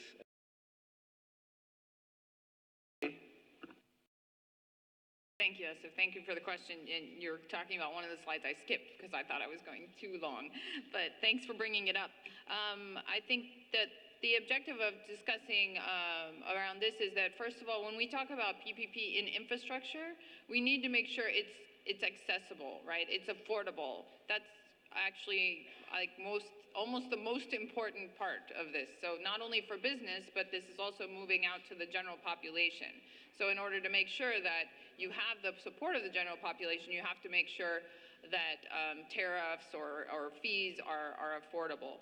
But one of the first bullet point around being careful of excessive high quality of service means that you can sometimes gold plate things, right? Let's say. It can happen in any sector, but when you're talking about the public sector, you want to be particularly careful. That you can meet a certain standard of quality of service or facilities that is a good standard, international standard. You can probably spend twice as much as that if you tried, and that's where usually issues can come into play on that the fees may be too high, or there could be other issues with regard to procurement and the way that you do things. So making sure that you size and design a project to the actual needs and to the revenues, to the population, to the passengers, whatever the income stream is, that's necessary is what's. Thanks. Thank you, Wendy. I know we have many requests. I see some of the. But I'm really constrained for time. I'm only going to give one more delegate to answer a question or a comment, and the pleasure and the honor goes to you. Have. Thank you. I think this I'll try to attention our honorable minister, because considering the Bangladesh aspect, I think as Bangladesh is a river-based country, so infrastructure need to be focused considering the river. At the same time, sea reclamation and a lot of this, there's a lot of the lands is we are losing. At the same time, God has already gifted us a lot of land also, which we are not take care. I think I'm quite sure Bangladesh, the real estate developing company, is doing very much well. So maybe you can also allocate some of the land, those who are already can possible to reclaim. and they can develop the beautiful house there, and they can sell, and they can earn also a lot of money. So that's why I'm quite sure that's if we consider this river transportation, because considering our road limitation, exactly everyone is mentioned, and you also mentioned, Abdul Monem is also mentioned, but it will be impossible for us to cover up this land problem. So why not we should move to the river and also the sea reclamation land, and I'm quite sure that it will be the one of the great idea. And if we see the Maldives, I think that should be the great example for all of us, because Maldives, they do not have any communication. They have 1190, there's almost 1200 island. I think how they already communicated through the only the transportation of the water. So I think that should be coming to the address, because already railway we already lost. So thank you very much. I hope that in next ACNEC we'll see that the sum of the project will be coming soon. Thank you very much. Thank you. I would give 1 minute to the chairman of Chittagong Port to respond to this. Thank you very much. Regarding the efficiency of the port and the time and cost of doing business, one thing that we must remember that the port alone doesn't work. All the stakeholders, it's a cycle. And the efficiency of all the stakeholders, including the customs, the NBR, the freight forwarders, the CNF, shipping agents, MLOs, everything have got huge impact on the port operation. So that's very important. And recently, last 5-6 months' time, under the auspices of BIDA, we have been doing a lot of seminars regarding the cost of doing business and the time. And one thing we have found that is regarding the role of the customs and the NBR here is very important. Because now we are handling the huge import inside the port, mostly the 70%, but all over the world, generally the concept of ICD or the off-docks is, that really plays a part. So because that we are handling the huge import inside the port, that really creates congestion, instead of going from the hook point directly to the ICDs. And another point is that operating 7 days a week, port operates 7 days a week, I can assure you. But problem is that, what about the customs? Are we getting the customs appraisement operation 7 days a week? No, 5 days a week. What about the banks? That remains open 5 days a week. So this is very important. If we have a 7 days a week operation, especially in Chittagong Port, like what happens in the airport. I think in airport everything operates around the clock. So that's very important point to know. Thank you very much. Thank you, sir. Absolutely right. Policy reform is the key agenda. And I would like to use this opportunity to take 1 minute to mention to you that you all know that we have set up a public-private dialogue platform in the Prime Minister's office. PSDPCC, they have a high-powered committee, and BUILD, which comprises of Dhaka Chamber, Metropolitan Chamber, and Chittagong Chamber. Since 2012 to 2016, we have placed 415 reform proposals to this committee, out of which 231 has been accepted. 125 is supposed to have been implemented, and 96 is waiting to be implemented, and 165 is under review. What I see from my personal experience is that the will and intention, the political will is there to make the reforms happen at the top level of the ministries and departments, starting from the Honorable Prime Minister. But when these go to the bottom level of the ministry and departments, somehow or the other, these wills are not being reflected. I think the time has come to seriously consider monitoring of these issues so that these reform proposals get through. I think it has been a wonderful session. I thank all the panelists and the people who responded from the table, and also very important, the questions from the floor. It has been very enlightening, and I hope that the recommendations that has come up from the open discussion, the rapporteurs have taken clear notes, and we will make a formal report and submit to the government from DC. I now hand over a big round of applause to all of you. And I now hand over to the MC to conduct the rest of the session. Thank you, sir. It has been indeed interesting. Now I request session special guest, Mr. Aftabul Islam, FCA, Director, Bangladesh Bank, former President, DCCI, and AmCham, to say a few words. Mr. Aftabul Islam.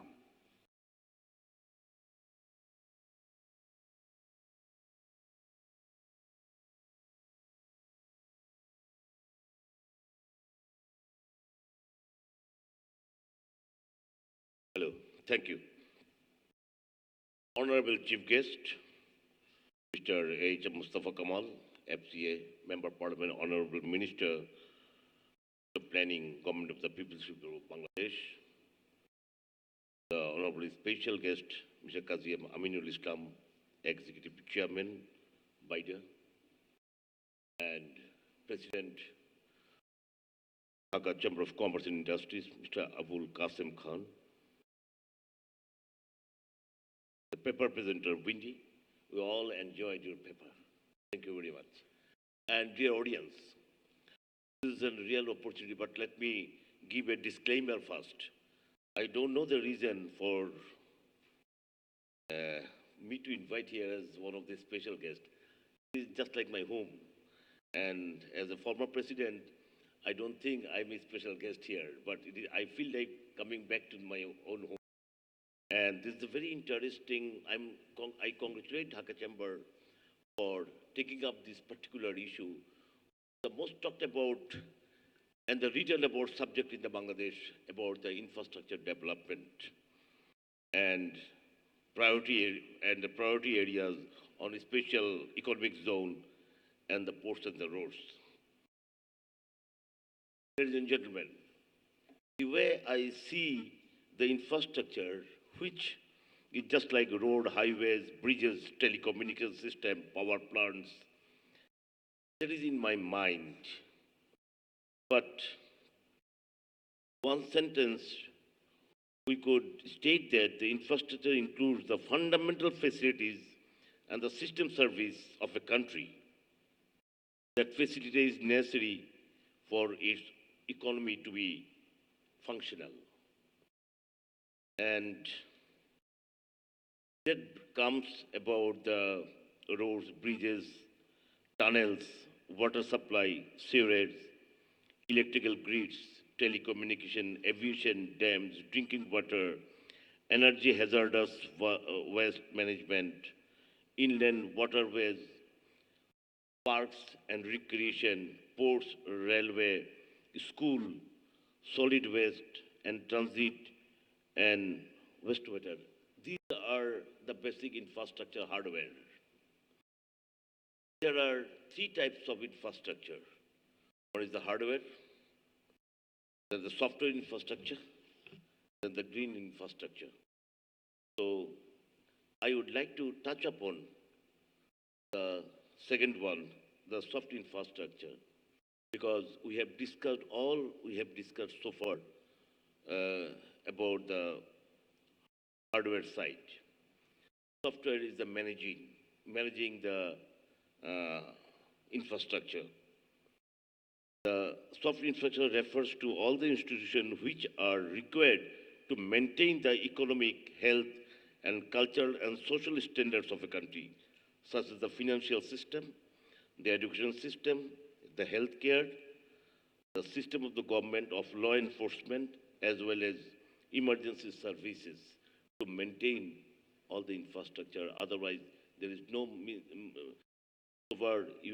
whatever the infrastructure you have, unless these are being managed properly by the government, no use of that. And the green infrastructure is effective economical and enhancing community safety and the quality of life. It means planting of trees, restoring wetlands, rather than building a costly new water treatment plant. All these are required for a complete country of a developed infrastructure. And Bangladesh is definitely lacking. So far, we have progressed a lot, and Mr. Rashid Maksud Khan has mentioned, except the electricity, there are a lot of things to be done, especially on electricity. Actually, a lot of people, Bangladesh, one of the success story is the energy success. But still, I must say one thing. If we go for per capita consumption or per kilo hour consumption per capita, Bangladesh is still one of the lowest. About 300 and India is about 805 kilowatt per capita, and Sri Lanka is about 531, Even Pakistan is 472, but Bangladesh is around just crossed 311. So it is not also, energy is not sufficient. I think there has to be a lot of investment on the energy sector for the balanced development in the country.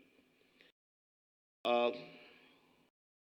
would like to touch upon in this when we have the very brilliant, very dynamic planning minister is here, the cost of project is going up and up and up. We don't know the reason per kilometer of flyovers cost one of the highest in Bangladesh in comparison with any part of the world. There must be some reason. I hope our honorable minister, chief guest, will give the respond to this.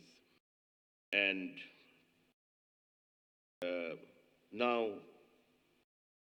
the problem from the floor when the very capable moderator asked question, the question came from the floor about the delays of the project. This is one of the chronic problem in this country for the infrastructure. Every infrastructure got delayed. Every project got delayed here in Bangladesh. There is some sort of reason for this. And Bangladesh achieved a significant advancement in hard infrastructure, but we are still lagging behind in the soft infrastructure. Therefore, special attention has to be given to the following soft and green infrastructure. And soft infrastructure requires could be development of the special economic zone, industrial state, and SME cluster. That is also for the employment growth, quick employment growth, we also need the SME to be developed side by side. Then establishing of support organization like Cluster Development Authority, sector-specific laboratories, sector-specific technical engineering institute. These are also falls under the infrastructure, which are also very, very essential at this point in time. But one of the things that we must touch upon in this infrastructure, nobody has mentioned about the deep sea port. This is the right kind of forum when we have got, can definitely give a good response about the how far we have progressed about the deep sea port. So now we have enough time, we have spent enough of time, but I think it brings no further delay. So my last proposal, the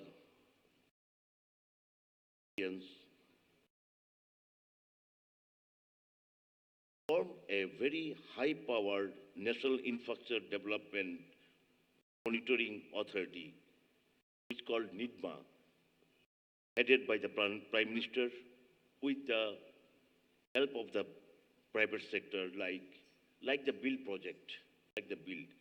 Similarly, taking from the chamber, Dhaka Chamber, Metropolitan Chamber, could be Federation, could be Chittagong Chamber, and it must be headed by the Honorable Prime Minister to see the progress quarterly. So the way Asif has mentioned about the success of all the issues, the 400 and has been now more than 50% has been resolved. I think where things went wrong in the infrastructure, if it is being monitored quarterly, headed by the Prime Minister, taking the considering the private sector from the chamber, I think then the people of the country will be able to know where things went wrong, why things are being delayed, why the cost is going up. As one of the incidents that I remember when we are trying the Rupur power plant in the paper, because our knowledge is the newspaper deep or media deep.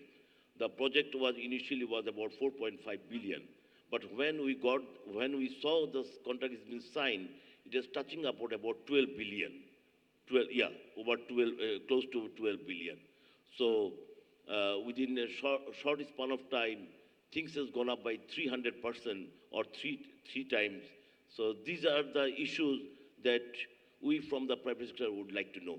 And with this word, ladies and gentlemen, we are more interested to hear the Honorable Chief Guest. I have come here today to listen more than to speak today on the subject. Thank you very much.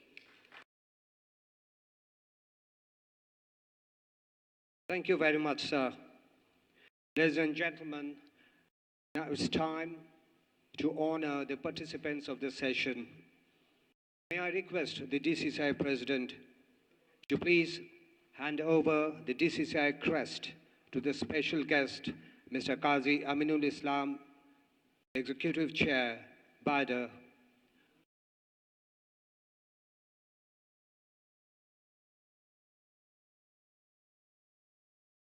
Thank you, sir. And now, honoring the session special guest, Mr.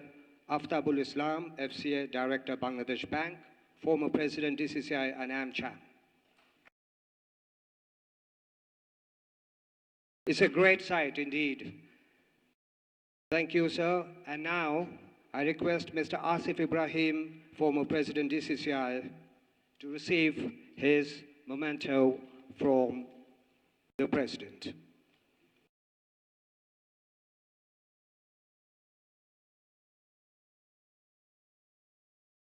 Mr. Asif Ibrahim.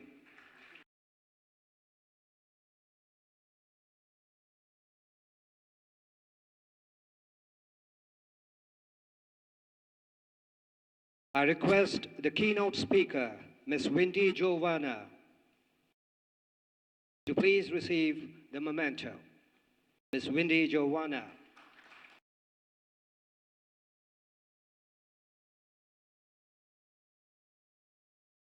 Rear Admiral M. Khalid Iqbal, Chairman, Chittagong Port Authority.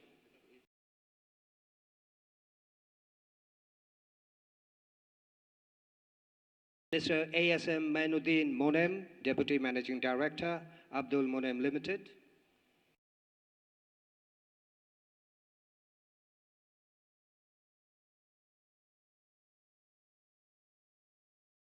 And Mr. Syed Yasir Haider Rizvi, Deputy Managing Director, Alliance Port Limited.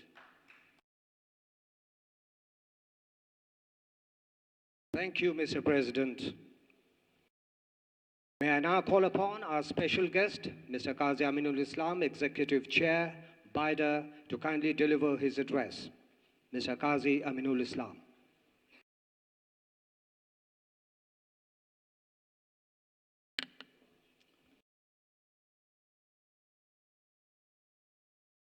Honorable Minister,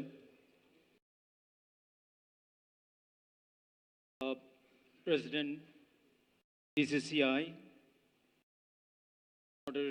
moderator of the session, panelists of this session and upcoming sessions, business leaders, representatives from different organizations, members of the media, ladies and gentlemen.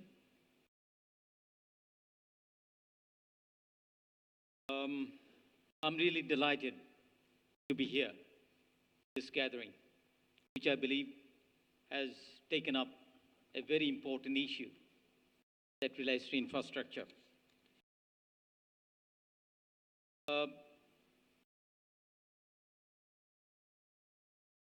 We heard a lot of discussion on infrastructure. And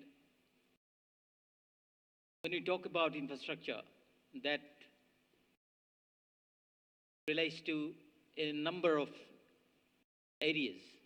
It could be physical, social, it could be legal, it could be institutional, it could be financial. Maybe you can expand the list even further.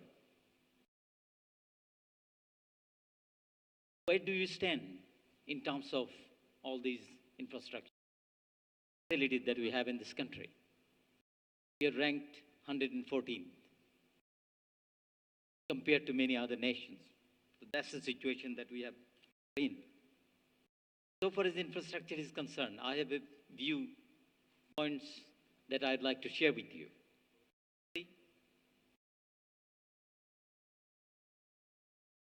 People talk about prioritization. Of course, we need to prioritize. What about our situation? What is it that we should focus on? I believe we have to focus on everything at the same time because one is linked to the other. And there is so synergistic relationship between, between all these infrastructure that we can't ignore any. You know, this country has made phenomenal progress. We have crossed 7% of growth already. We are heading to 8% of growth. Can we sustain this growth in the future? Have we already reached the limit? My view is yes, given the infrastructure. With this level of infrastructure, probably we have come to a limit. And only way we can go beyond is to have a thirst. And that thirst has to come from infrastructure. Especially if you look at the dynamics of the economy. In Bangladesh, we are seeing huge urbanization, fast, speedy. You know about the demographics. We have more than 50% of people below 25. They are aspiring for a better life. Manufacturing is expanding in this country.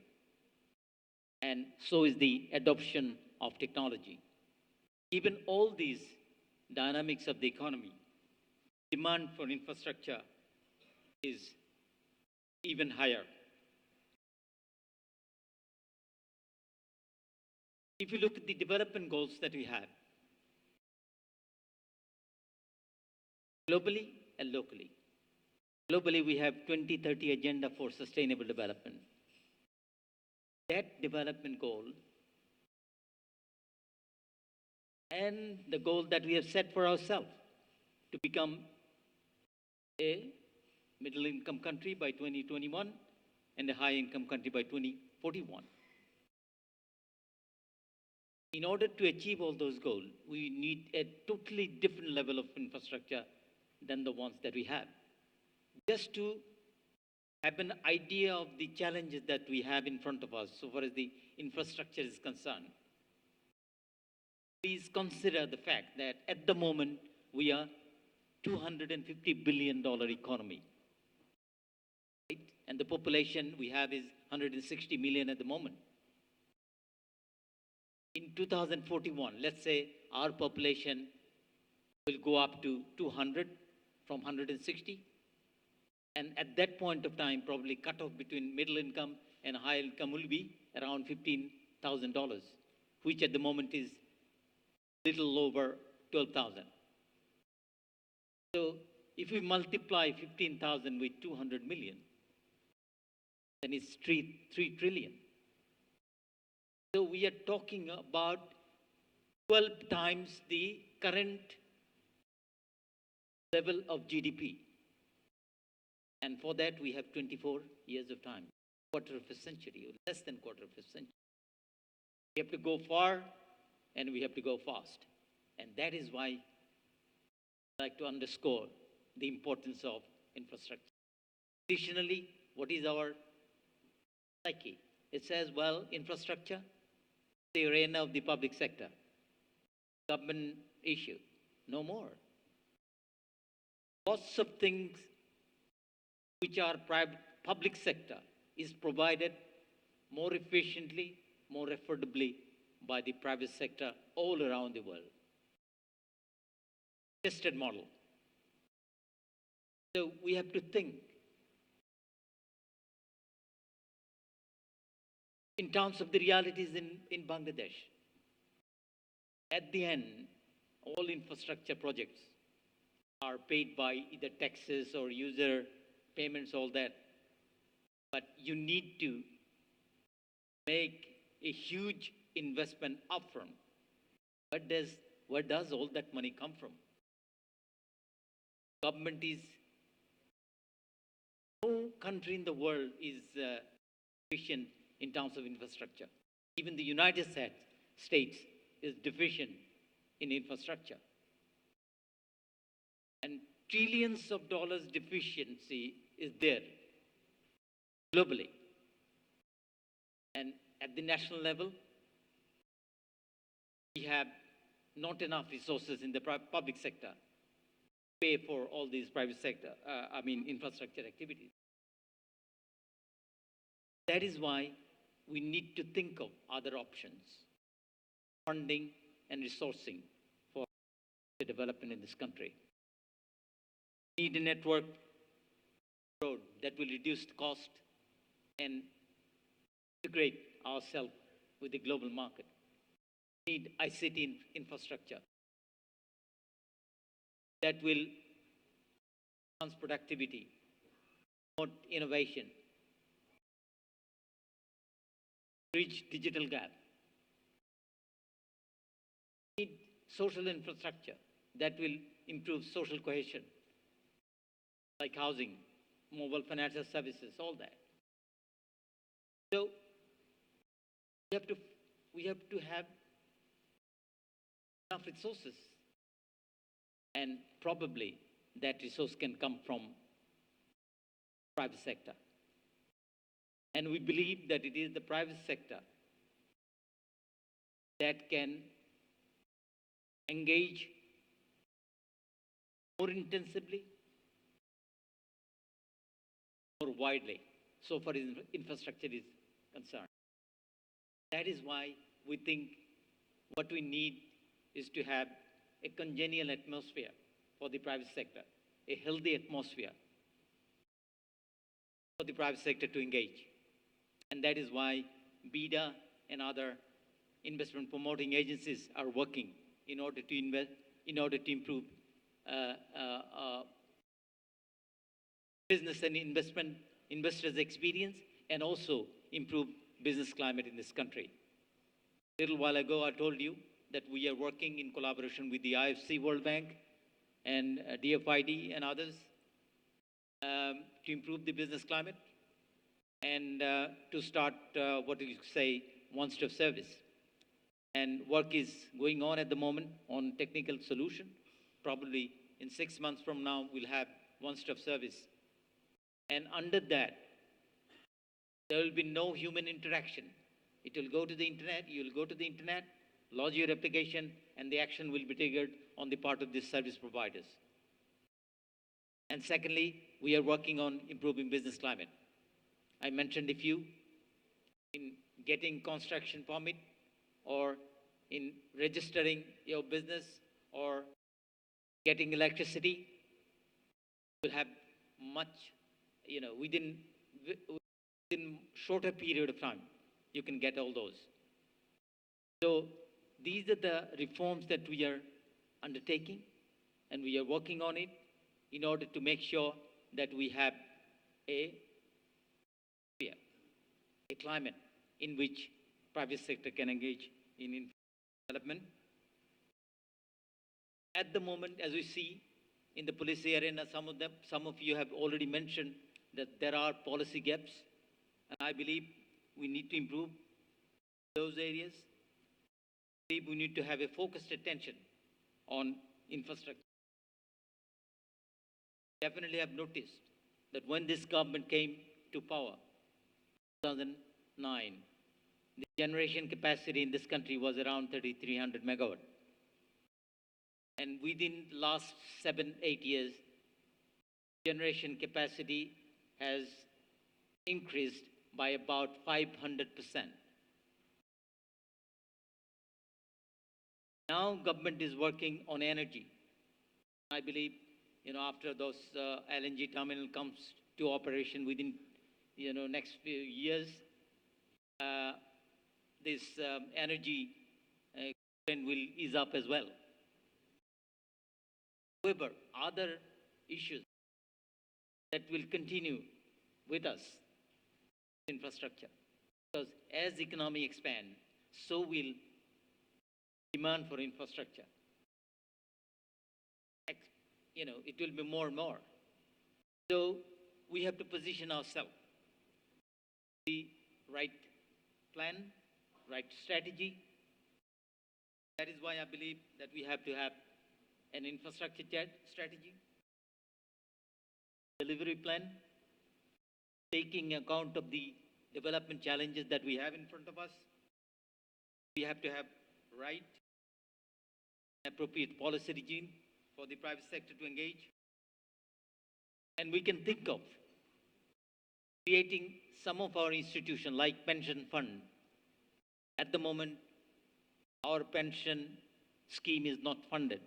We may think of having a funded pension scheme in this country that could support our infrastructure development. MDBs has an important role. I'm thankful to IFC, World Bank, for all that these organizations have been doing. And we have been intensively working in this area in all those aspects that may have positive bearing on the outcome in relation to development of the country. And finally, I would like to make an appeal to all of you to come forward, be engaged, and raise the issues that you have been raising. Mr. Hawk has mentioned something relating to social infrastructure. I mean, everybody here has some thoughts on improvements have at the moment. So come forward, share your views, and keep the pressure on us, on the politicians, on the leaders of your country, because they are supposed to serve you. They are supposed to deliver. And you can be a great help in making things happen. I'd like to make a fervent appeal to all of you to be part of the process, which you know is inclusive in this country. So with these few words, I'd like to thank the organizers once again for raising these issues, and it's something on which we'll all be working together in the future. Thank you so much. Thank you, Mr. Islam, for the insightful delivery. Thank you very much. And now, ladies and gentlemen, it's time for the chief guest to speak. My request, AHM Mustafa Kamal, FCA, MP, Honorable Minister, Ministry of Planning, Government of the People's Republic of Bangladesh, to say a few words. Honorable Minister.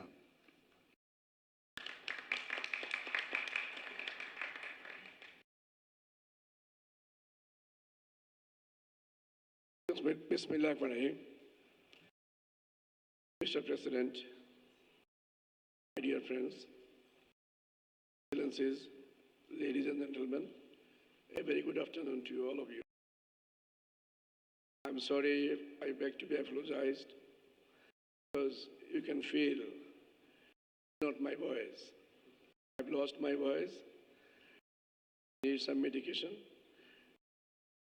Not feeling very comfortable in communicating because my doctor has advised me not to speak at all. But you see, I was a businessman at one point of time. At that time, I had different ingredients of raw materials. For my leather, I had the raw hides. For my textile mill, I had raw cotton as the basic input, basic raw material. Now I'm in politics. My basic input and basic raw material is talking. So I can't be immune from this, you know. However, you'll be facing some difficulties understanding me, but I will try to be very brief. But first of all, I would like to thank Dhaka Chamber of Commerce for organizing this meeting. Particularly, I strongly believe, like all of you, that it is such an arena, such a sector. With it, all of us are involved. And whether you talk of individuals' economic emancipation, or a country's economic emancipation, or human civilization, everything is depending on infrastructure. So in fact, infrastructure and human civilization goes hand in hand. You can't segregate one from the other. So this is a vital subject. And for organizing this meeting with having so many elite persons of the country, I'm very delighted and I'm encouraged. I strongly believe that the insights, what you have given to us, to me and to our BIDA chairman, shall be immensely benefited from your inputs. And we have taken note of all the points you have raised. Hopefully, we'll be the winner. Ladies and gentlemen, you see, many philosophers have said, sometimes this is the problem with the human being. We have a strong memory. We don't recognize things for a long time. It is not a problem, and none can be blamed also, because we are Homo sapiens. Homo sapiens has certain capabilities and has a certain size of brain. So in that brain, if we store something, we have to give up some other things. So many things cannot be stored at one point of time. So that is why we forget this is not our problem. The problem about the metabolism. See, what you find, just consider 250 years back. So 250 years back, what we have seen onto this earth, what infrastructure were available? Nothing very significant. Even 118 years back, in all of America, United States of America, there had only 8,000 automobiles. 118 years back, USA had only 8,000 automobiles. The first commercial airlines started operating in 1968. It's not far away. Bangladesh, what was the situation? In 1901, we had exactly 19 million people only. Sorry, 29 million people only, all over Bangladesh. So 1901 means it is 118 years back. Only 29 million people. Now we are having 170 million people. So it is a huge change. Dhaka city, what we had in Dhaka city, Aftab and myself, when we migrated to Dhaka from our beautiful and lovely place, Kumilla, what we had in Dhaka at that time, it was scarcely populated. Now, Dhaka is the 11th largest city in the world. Can you just imagine it? How many years? Aftab is 260 years old. I'm not. So, in 260 years' time, Dhaka has become 11th largest city now. You will understand things are moving like this. Even Mr. Hogg, he's a very good friend of mine. When he talks, he always tries to bring in the chapter of Japan, because Japan is in a unique situation for our economic development, for growth, for physical infrastructure, for non-physical infrastructure, for social infrastructure. In every area, there's some uniqueness. So Mr. Hawk always tries to share those points with us. So that is why I like him. Of course, another point is this, because he's a close neighbor of mine. So nothing wrong in it. The rock is here in his own right. So it's not because of my close neighbor he is here. Rather, he can say, I am here because I am his close neighbor. So you see Japan. What Japan had prior to 1868? 1868, prior to 1868, Japan had nothing. Only during major restoration between 1868 to 1912, during this time, they had all the growth. They had no education. What King Meiji had introduced at that time, he was having a discussion with his son, the prince. He asked his son, my boy, sitting here, you will remain blind. You will not see, if you don't see the world. So, do you want to remain blind all over your life? So I don't think so, like that.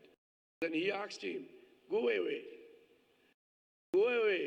see the world, and come back and report to me what you have seen. So the prince, before leaving Japan, before leaving Tokyo, he also invited all the Japanese people.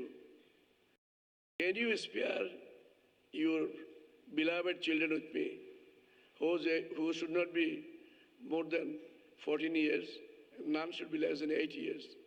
So a lot of Japanese, at that moment, they responded positively to his call. So what he did, while he was going away from Japan and he left for different countries, he took with him 20 boys and girls who are in the age group of 14 to 18. Now, whenever he had been to a particular city, whether it is Sao Paulo or it is New York or it is anywhere, he used to drop one boy or girl to that city. So the prince came back. The prince came back after 18 months. But those boys and girls, they made themselves as complete men or women, and they came back after somebody after 20 years, somebody after 22 years, somebody after 24 years. Everybody sacrificed. Everybody sacrificed for raising their standard, for raising themselves and coming to this stage. In Bangladesh also we are struggling. So what we are having right at the moment, we are also following certain processes. We had nothing. In 71, what we had, what we have inherited. At that time, if you had 1 or 2 airplanes, or 3 or 4 or 10 or 15 or 20 or 25 airplanes or aircrafts, used to be called PAAs. We were left with nothing. We had none.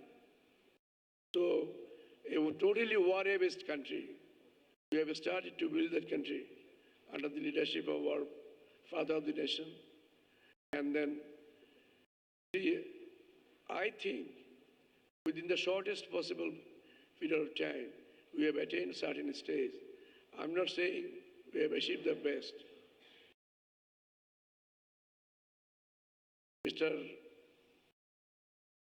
I should not mention anybody's name, however, somebody who just mentioned that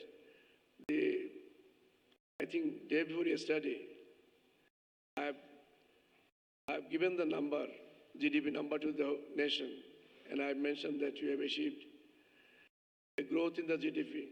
It is 7.24. 7.24. This is the second highest in Asia. And this should be one of the highest in the whole world. 7.24 is not a mean achievement, because all of you are aware, in the last 10 years, what the world saw. 5 to 10 years back, until Lehman Brothers failed on 15th of September 1968. So, not 1968, it is 2008. So until Lehman Brothers failed, everything was going on fine. When Lehman Brothers failed, everybody started feeling the pain. The whole economy of the world collapsed. So last 10 years was a miserable period for the whole world. Even will you believe, from Spain, over 400,000 people migrated to only USA from Spain. Entire Europe was having a declining trend in their economy. BRICS were not functioning properly, either Brazil or Russia or South Africa or China or India.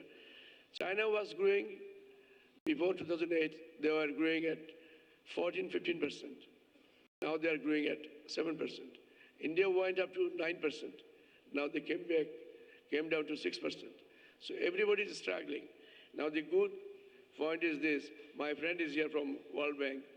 They made a projection. The projection says that next 10 years will be again a good year, good timing for the whole world. The world economy, it happens sometime. It happens, there is a cycle. So sometimes it goes up, sometimes it comes down. So it is a system. Sometimes it is because of systematic failure, sometimes because of other reasons. It happens like that. So what I was going to tell you, sir, in Bangladesh, as I have said, very briefly I am touching the points. We had nothing. We had no schools, no roads, no infrastructure whatsoever. Whether you say physical, non-physical, or social, nothing was available. So we started building those things. Initially, we gave emphasis on roads, and then we gave emphasis on to build our schools, buildings, and then to send our boys and girls to schools.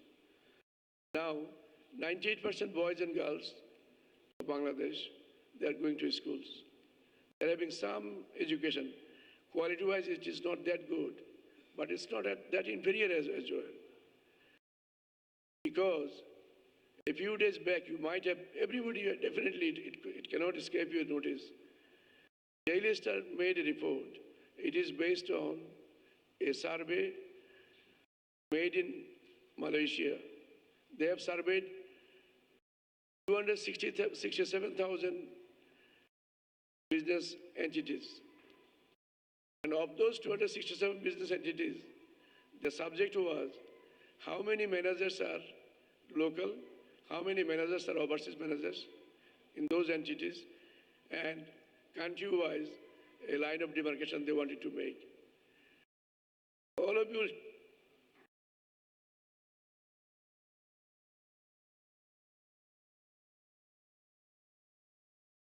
all of you will be happy to note that if I tell you 32% of those 267,000 business managers were from Bangladesh. Not a small thing. So now about 13,000 schools and colleges dedicated only for imparting education on technology. When I started business long back, it was a very difficult proposition for me to tell the boys and girls, switch on the starter, the motor, or something like that. They have no even elementary knowledge of what is a starter, what is a switch, and what is a motor. So that was the situation. We have crossed that particular timeline. Now we have come to a stage wherefrom we can see a ray of hope. Gentlemen, you have said to me, you have said to us, you have been facing problems. Cost of doing business is big. Ease of doing business is not conducive to investment. Like that, many points you have raised. But I tell you one thing. I tell you repeatedly this thing when I'm in front of you. Because I was one of you. I was a businessman. I'm a professional, started as a public accountant and then switched over to business. This is a place.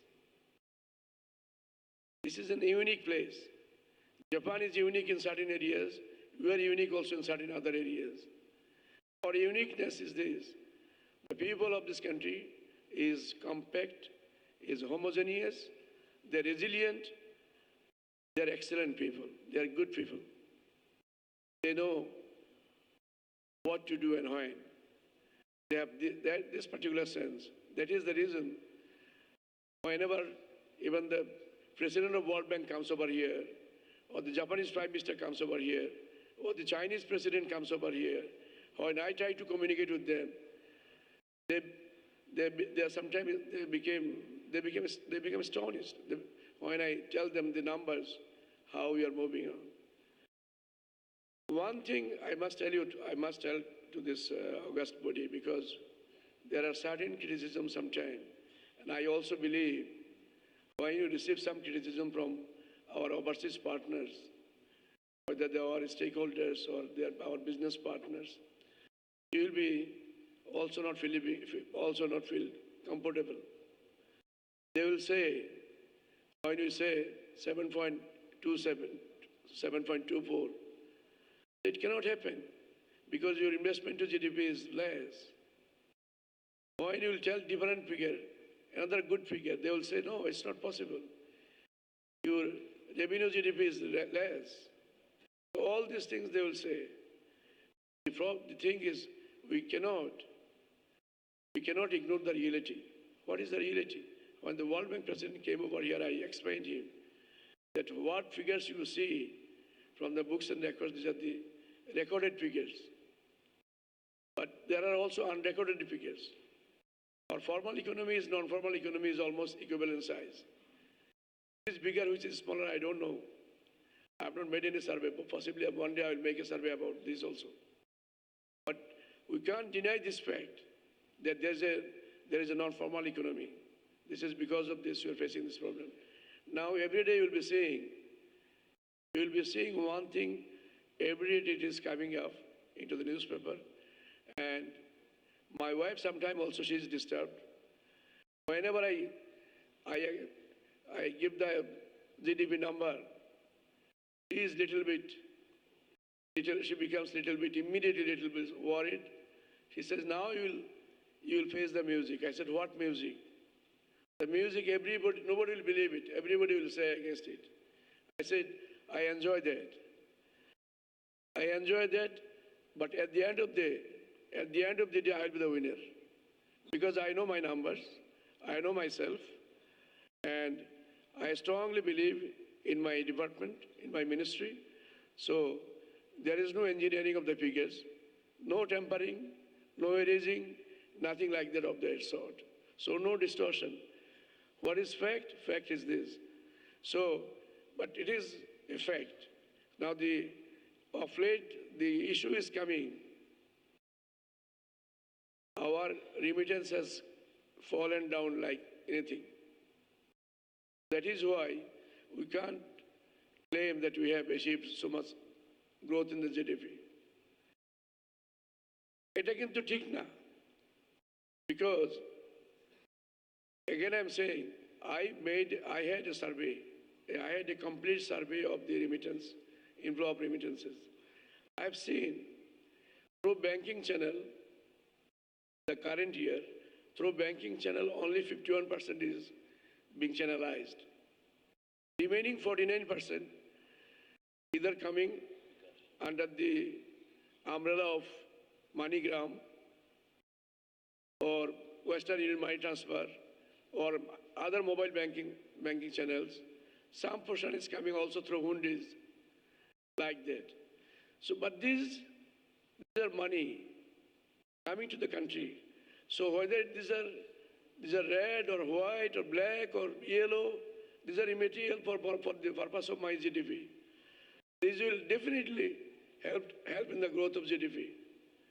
But when you try to segregate them for other reasons, which is legal, which is not legal, which is money laundering, which is not money laundering, those are different concepts. So finally I could explain my wife, look, GDP is calculated like that. Of course, she's also studied little bit accounting, little bit commerce and things like that. She also has some basic knowledge. So I have explained her. So these are the things, sir, here is happening. However, I will not elaborate those issues.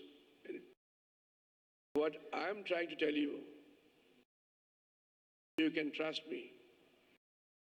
I trust all of you. We have not yet started. The country has not yet started. When you go to the airport, you see the landing strip, you see. We have not yet, you see, there is at some time, up to certain stage, the plane, when it starts moving, it moves on the same track, on the same path, same level.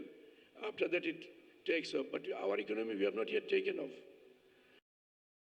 So, you will have to kindly give us little time. At one point of time, we had problems with finance. We don't have any problem with finance anymore. I'll have to speak little bit in Bangla because the media people have requested me.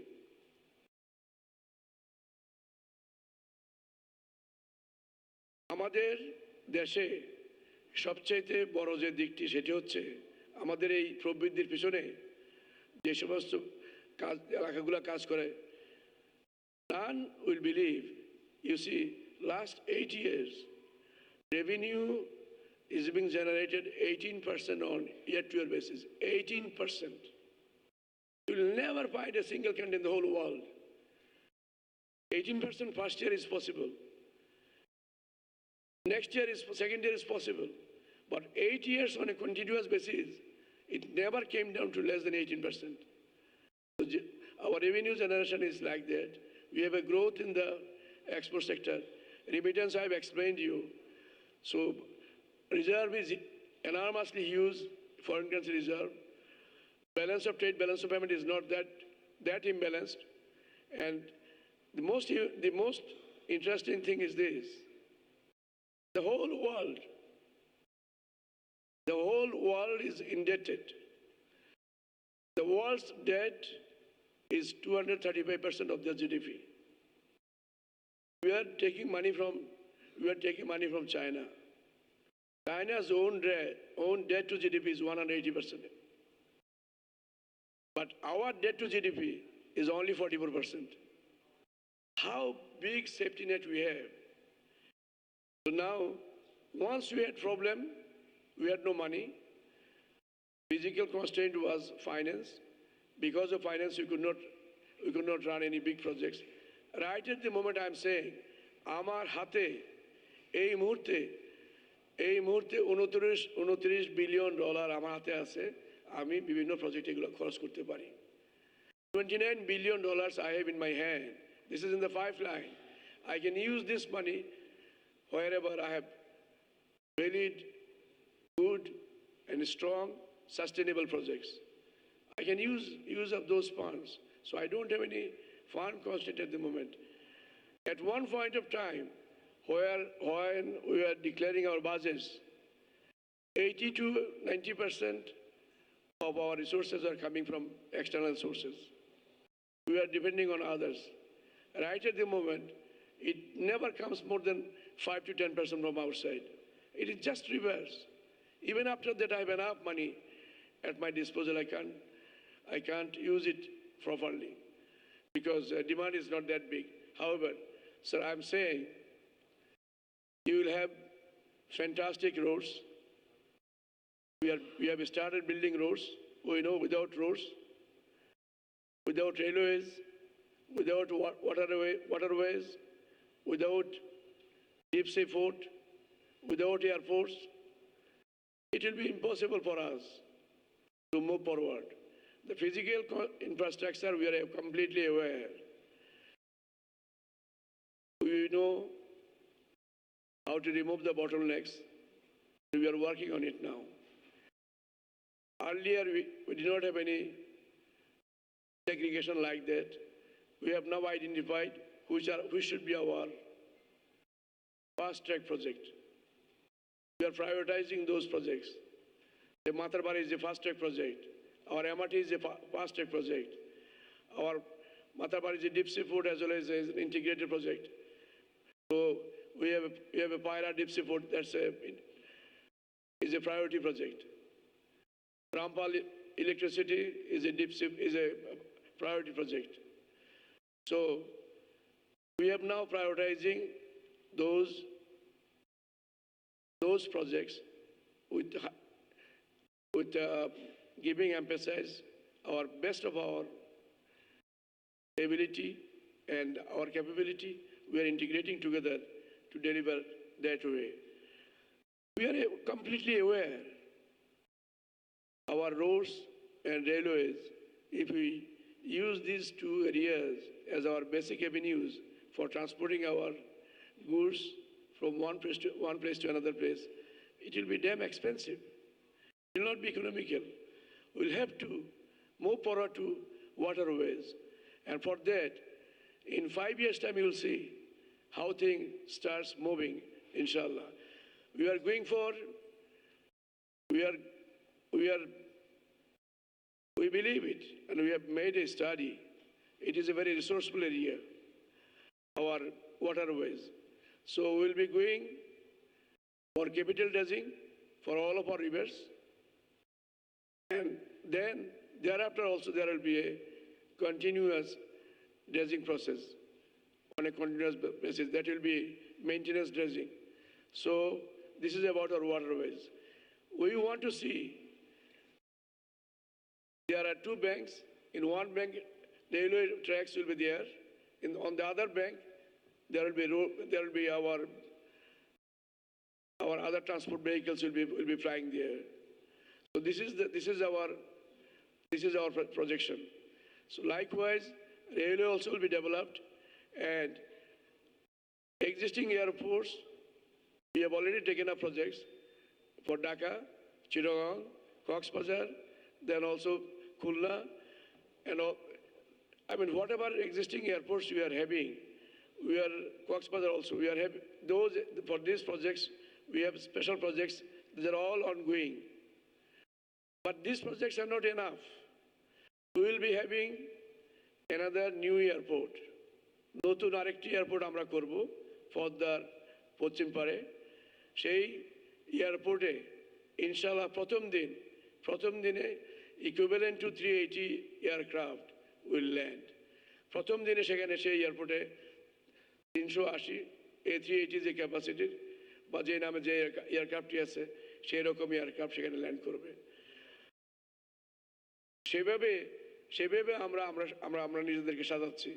আমাদের deep sea port, দুইটা port আমাদের চিটাগাংয়ে হবে, existing Chittagong port, existing যে আমাদের Mongla port, এই দুটাকে আমরা অনেক আপগ্রেড করব, অনেক বড় আকারে রিনোভেট করব, and thereafter we shall have extra two deep sea ports. One could be Matarbari, because in Matarbari we have planned it like that. Up to 88,000 deadweight tonnage capacity, vessel can come inside. So if it is needed, after that, to have another one, we shall go for that as well. But after Matarbari, simultaneously we shall be starting in Paira, a deep sea port. So in this area there will be two ports. So Paira will be a deep sea port. It will be the priority project. It has been classified like that, and for that project is ready, fund is ready, and there are at least four or five investors. They are willing, very keen to invest there. So this is the way we want to see that in order to be economical in the transportation of our goods and services, we want waterways should be used very exhaustively, and for this we have taken projects like that. And then we shall be investing very heavily on education. This is non-physical infrastructure. On non-physical infrastructure, we should be investing very heavily, because we strongly believe in order to move forward, because we have an agenda for 2000, we have a vision for 2020, 2021, we have a vision for 2030, we have a vision for 2041. In order to achieve those visions, to achieve those targets, along with the infrastructures, along with your support, our private sector support, because our private sector They are contributing over 80% of our economy. It is in reality, it is 82%, I think 82 to 83% at the moment. So balance 16-17% is coming from the public sector. So private sector will be definitely with me. Now, we shall be investing very hugely on education. We want to transform our existing education system to the next ladder. We'll have to transform ourselves into a knowledge-based country, a need-based country. So education should be need-based and knowledge-based so that we can catch up. Because our education, what Aftab and myself we have studied, many of our studies have become redundant. Because nowadays it has no meaning. Now it is based on robotics, 3D printing, it is artificial intelligence, it is microbiology, it is power and energy storage. So these sort of things. So these are completely new sort of things. Aftab has studied up to his computer was NCR 4. You worked up to 4. I worked a little bit, IBM 1401, very big one, like this size, room size. So our education has become meaningless now. So that is why I would request all of you that your boys and your children also, wherever they are, they should also update themselves. Because I can tell you a little story, because I'm taking long time, Mr. President. I'm taking much of your time. I will take only a little bit more. Just I'll give you one example about this. It is about a year back. One professor from MIT, he has produced a robot. And his robot was meant for a purpose, specific purpose built robot. So what he has done, the radiologist, what he is performing at the moment, radiologist everywhere, X-ray reports or CT scan or MRI, about these reports. So what he has done, he has invited 100 radiologists from different 100 medical colleges from USA. So against those 100, he has used his robot. So he has found out the 100 radiologists, they made 11 mistakes in their analysis of the CT scan and the MRI reports, etc. But the robot has done nothing, no mistakes. So what I'm saying, he has suggested like this, that you people don't challenge the machine.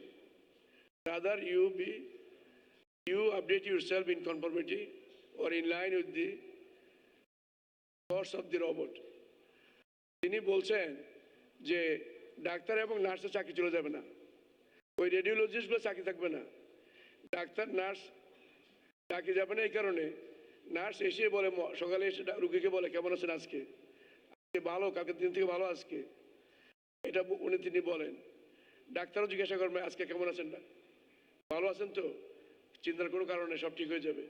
Robot কিন্তু এ পর্যন্ত এখনো পৌঁছাতে পারে নাই, রোবটের ওই emotions নাই, robot is emotionless. That is the reason. Emotion is there, they have emotions, but emotion is not that comprehensive, comparable to that of our standard. So that is why he said, robots will remain there. None can replace robots, but you study those subjects where it will take a longer timeline for the robots to go and penetrate. So আমার মনে হয় আমি বেশি কথা বলবো না। একটা request শুধু আপনাদের কাছে করবো, সেটা হলো মিস্টার আব্দুল হক বলছেন এটা নতুন কনসেপ্ট। এটা আমরা একদিন ফিজিক্যাল ইনফ্রাস্ট্রাকচারের কথা শুনেছিলাম, সোশ্যাল ইনফ্রাস্ট্রাকচারের কথা শুনি নাই। নন ফিজিক্যালও শুনেছি, যেগুলো দেখা যায় না, লেখাপড়া investment in medical science, investment in education, investment here and there, it is non-physical, ঠিক আছে। সোশ্যালটার জন্য আমি বলবো, আমার একটাই রিকোয়েস্ট থাকবে, এই দেশের প্রতি আমাদের সকলের মমত্ববোধ থাকতে হবে। আমার বিশ্বাস আমার চাইতে আপনাদের অনেক বেশি আছে। যদি আমাদের মমত্ববোধ থাকে, আমি এটা স্ট্রংলি বলতে পারি, আজকে আমরা এখানে একত্র হয়েছি যে আমরা একত্র হয়েছি, আমরা ইনশাআল্লাহ এখান থেকে যাব বিজয়ী হিসেবে যাব।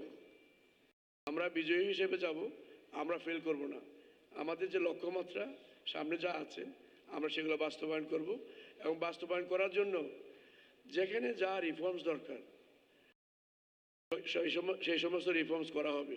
আপনারা শুনে খুশি হবেন যে in the real sense one stop service আগে ছিল নামমাত্র, only by nomenclature there was one stop service, there was no one stop service in reality. Now the real one stop service is coming up, এবং গত মিটিংয়ে ক্যাবিনেটে এটা approve করা হয়েছে, আগামী সংসদে এই বিল পাস করা হবে, and it will be run by him. I am sure this time he will not let us down. উনি সফল হবেন ইনশাআল্লাহ, আমি এটা বিশ্বাস করি।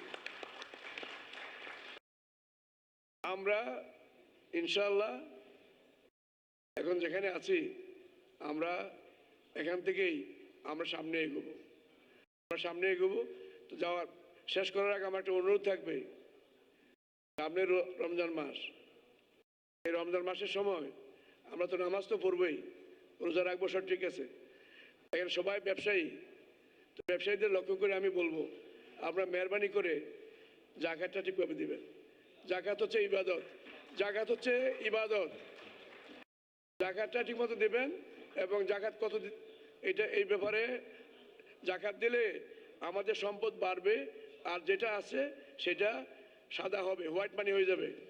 সেটার জন্য আমাদের সবাইকে জাকাত দিতে হবে, ঠিক আছে। আমি আর কথা বাড়াবো না। My dear friends, I am thankful to all of you. আপনাদের যে পরামর্শ আমি সব নিয়েছি। আপনারা বিশ্বাস করেন এই দেশ থেকে যারা চলে গেছেন এখন উগান্ডা, তানজানিয়া এবং অন্যান্য জায়গায়, ইউ বিলিভ মি, আপনারা এসে কিছু পাবেন না, জায়গা পাবেন না। এই দেশ আমাদের, আমরা ডেভেলপ করব। যেখানে যা করা দরকার, যদি জিরো ট্যাক্স রেট করা লাগে তাও করে দেব, তবুও আমরা আমার দেশকে ডেভেলপ করবো। আমার দেশের উন্নয়নের জন্য যা কিছু করা দরকার, will be unparalleled, will be better off compare to everybody. Already আমরা ভালো আছি। You invest in Vietnam, you cannot be the owner of a land. If you invest in Singapore, you can never become the owner of the land. But if you invest in Bangladesh, the factory is coming up beneath whatever you have, you are the owner automatically. তো আমার অনুরোধ থাকবে আপনাদের সবার কাছে, এই private sector সবার কাছে অনুরোধ করব, আপনারা মনের আনন্দে মনের মাধুরী মিশিয়ে আপনারা এই দেশে বিনিয়োগ করেন। যদি কখনো কোনো প্রবলেম ফেস করেন, আমাদের মাননীয় প্রধানমন্ত্রী তিনি অনেক প্রোঅ্যাক্টিভ। তিনি বলেছেন প্রাইভেট সেক্টরের স্বার্থ রক্ষা করার জন্য যা কিছু প্রয়োজন তিনি তাই করবেন। আসুন আমরা সেই সুযোগটি কাজে লাগাই। সবাইকে অনেক অনেক ধন্যবাদ। Thank you very much. Thank you very much, Honorable Minister, for your inspiring and encouraging words. Thank you very much for being with us. Ladies and gentlemen, now we go for lunch and prayer break. We request all of you to come back for the next session in 30 minutes. We have our lunch served just outside the hall in the lounge. Please proceed and help yourself. We have two more interesting sessions coming after lunch in just 30 minutes. Thank you very much.